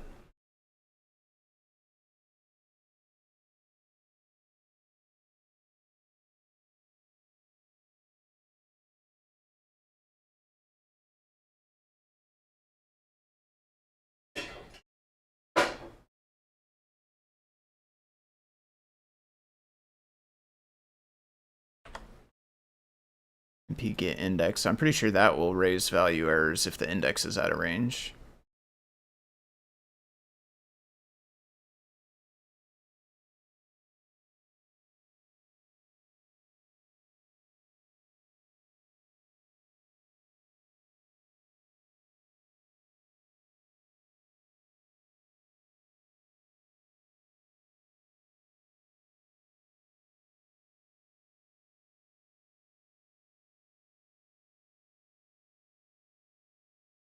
index.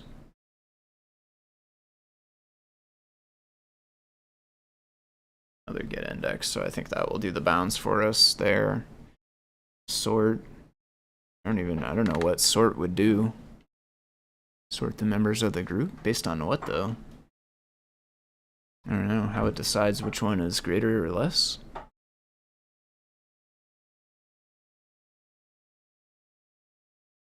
Please do. Very interested in animated GIFs. 7PS is already too faster than a full screen 8-bit VMP sprite. Each solid-ish line is the writing of run row of pixel data out. The gap between is all the work preparing the next row. Multiply that by 240. Those gaps are just under 1 millisecond each. Okay, so our bus, like our actual communication, is not the slowest thing. Potentially. I will definitely freely admit I don't actually know, like, once you get down to that level, I don't really know which thing is the limiting factor, ultimately. Sounds like maybe CPU in this case. I think it's going to depend on different, potentially at least, though, it could depend on different sized images and things like that as well. I don't actually know for sure, though. Okay, I think that's all we can really do in group. I think scale is the only thing that... It's the only field or value or whatever that's attached to group that really has a bounds. I mean, I guess we could do 3-2. I mean, I guess we could do the same thing with X and Y, but we didn't do that with bitmap, so if we do want to do that, I think we do it across the board essentially. But for now, I think I'm just going to leave it. And like essentially when we're representing those pixels, if it's a thing that's allowed to go off the edge, then we just leave it with no validation as far as for right now.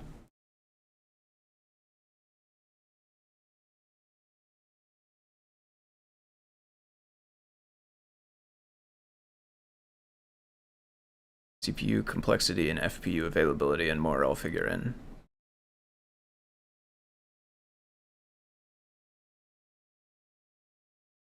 Yeah, same speed on the S3. Still haven't quite used the S3 hardly at all. I think I fired it up maybe 2 or 3 times, but...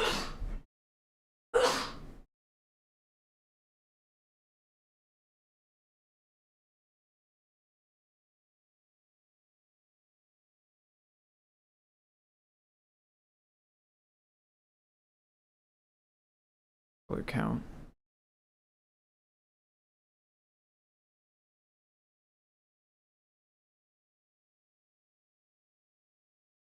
So this one, it looks like, doesn't have any validation. It's not doing, it doesn't even look like it's doing negatives, I guess, right?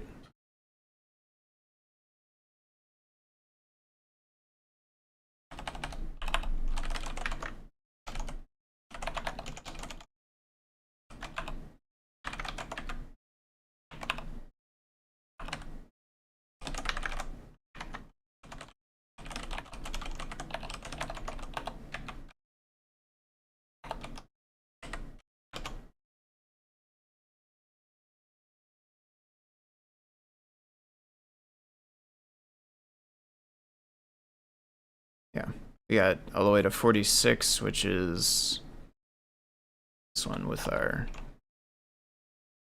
other bitmap that's too big. We'll just turn that off.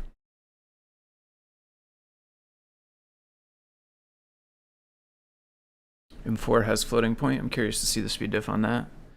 I haven't tried profiling yet. Once the GIF work is done, I try to set up something about a bunch of MCUs.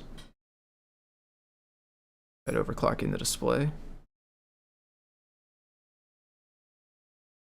Plus sharing in DMA. Never done anything with the overclocking on the displays there, personally. Yeah, so this one got created with -1, which I think that shouldn't be allowed, right? It should be... A palette with -1 colors makes no sense, right? So let's go, I guess. I I guess it's like, I mean, we would put it in here, the np arg validate. Do we want to have it all as one big line, I guess? I suppose so.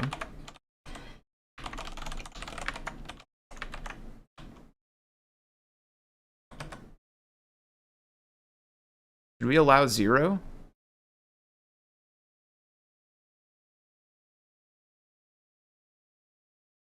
I don't think so, right? I feel like 1 is the...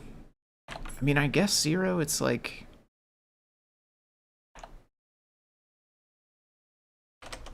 not technically a problem, but it's not useful, right? A palette with 0 colors may as well not be a palette. You can't use it for colors. You can't use it for anything, really.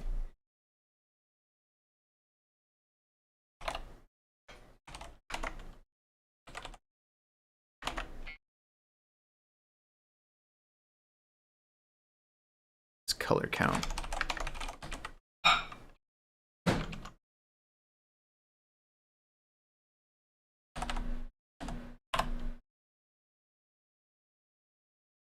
Nope.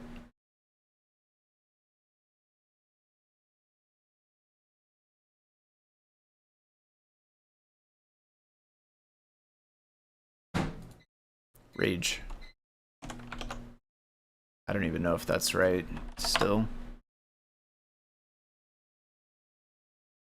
Why did we not get an error that's just like, this thing is not found? Maybe it's probably in there somewhere. I just didn't scroll enough.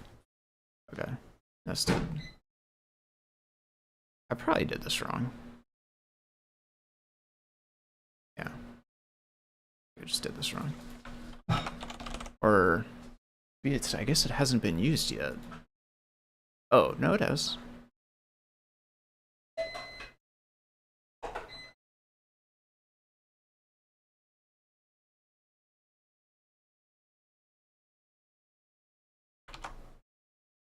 Int range. Int was the, I was missing that word int.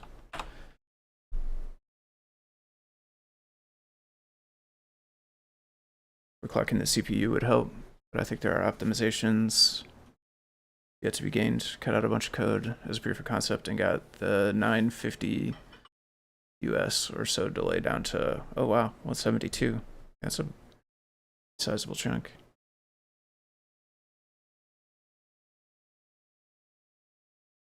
DVI HDMI. Yeah, I gotta pick up one of those little HDMI adapter things, or it's technically DVI, but it's an HDMI plug. Each bus write at 33 megahertz is about 170 US. DMA, you could almost have the bus at 100% utilization while rendering one refresh. Processing between frames is separate. So firmware. Too fast, I didn't hit it. Okay, we're gonna wait for that to get into a hard lock on the display, overclock at exactly 33.3 microseconds.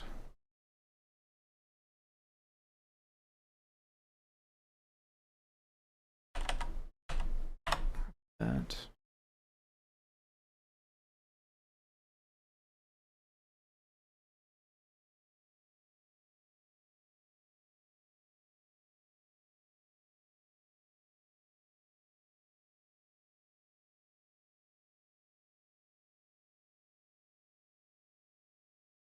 Kind of update. No longer allows you to hit 72. There we go. Color count must be 1, 2.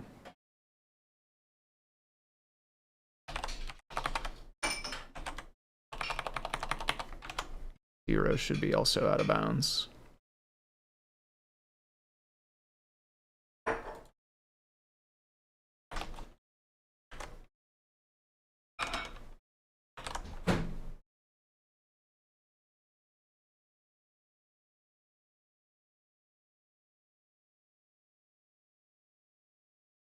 Just kicking that back out.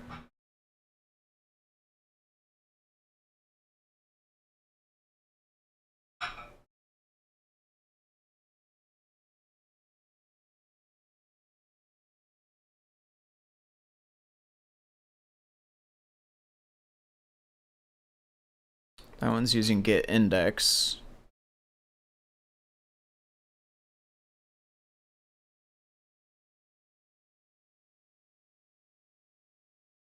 Pretty sure that is actually doing some of the validation for us. So like if this was 10, you went 10, pretty sure that fails already for us. Yeah, index out of range, 26. Perfect. Thing I assume for -1, although that's similar to what we were talking about before. It'd be nice if that did work. Oh, actually, it looks like it did. That one maybe does work. I wonder what that did. I don't think we can just print this. Can we print this? We can print it, but it's not going to show us the colors, is it? No. Object.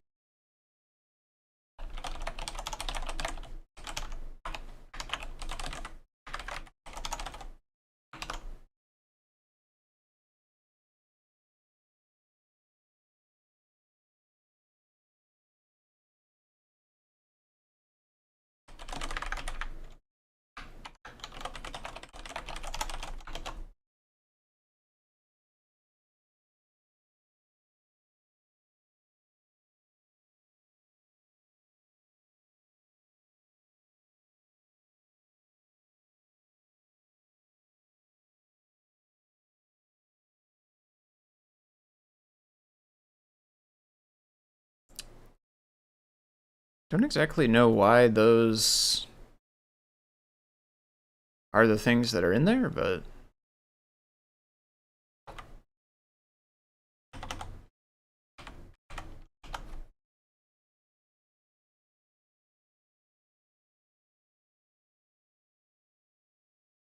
I don't know, it doesn't look like it's going all the way up. I'm not sure if that's actually setting the last thing or what. I don't know what that's doing. Let's try that some more later and actually print all the values out.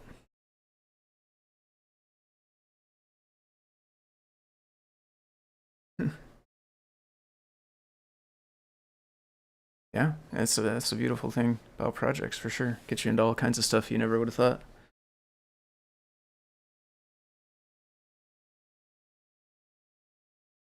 For sure.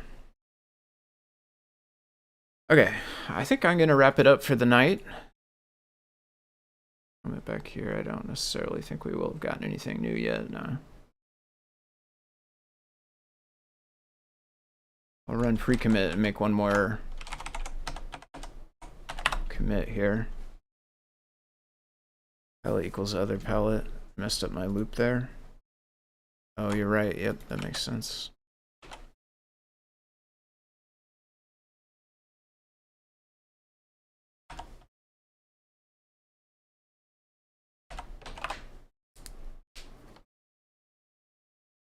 Thank you for that. Fix over there on the Python code side.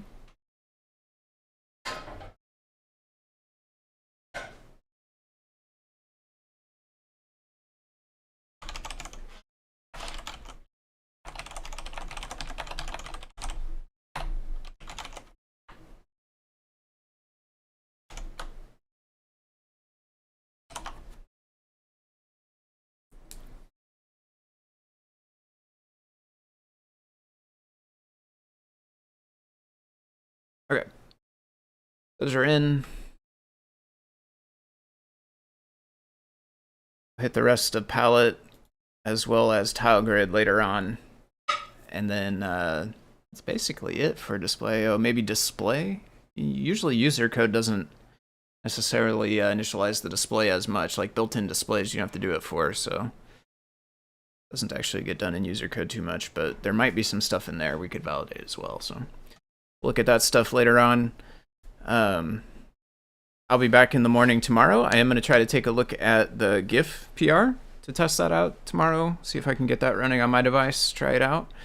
So I'll be back here at 10 a.m. Central Time for that. It'll be over on my own Twitch, foamyguy_Twitch. If you want to follow me over there, you can get notifications. Double check your settings to make sure everything is enabled and stuff. Sometimes Twitch is not the best about actually giving you the notification, so just double check you got everything on if that's what you're looking to get.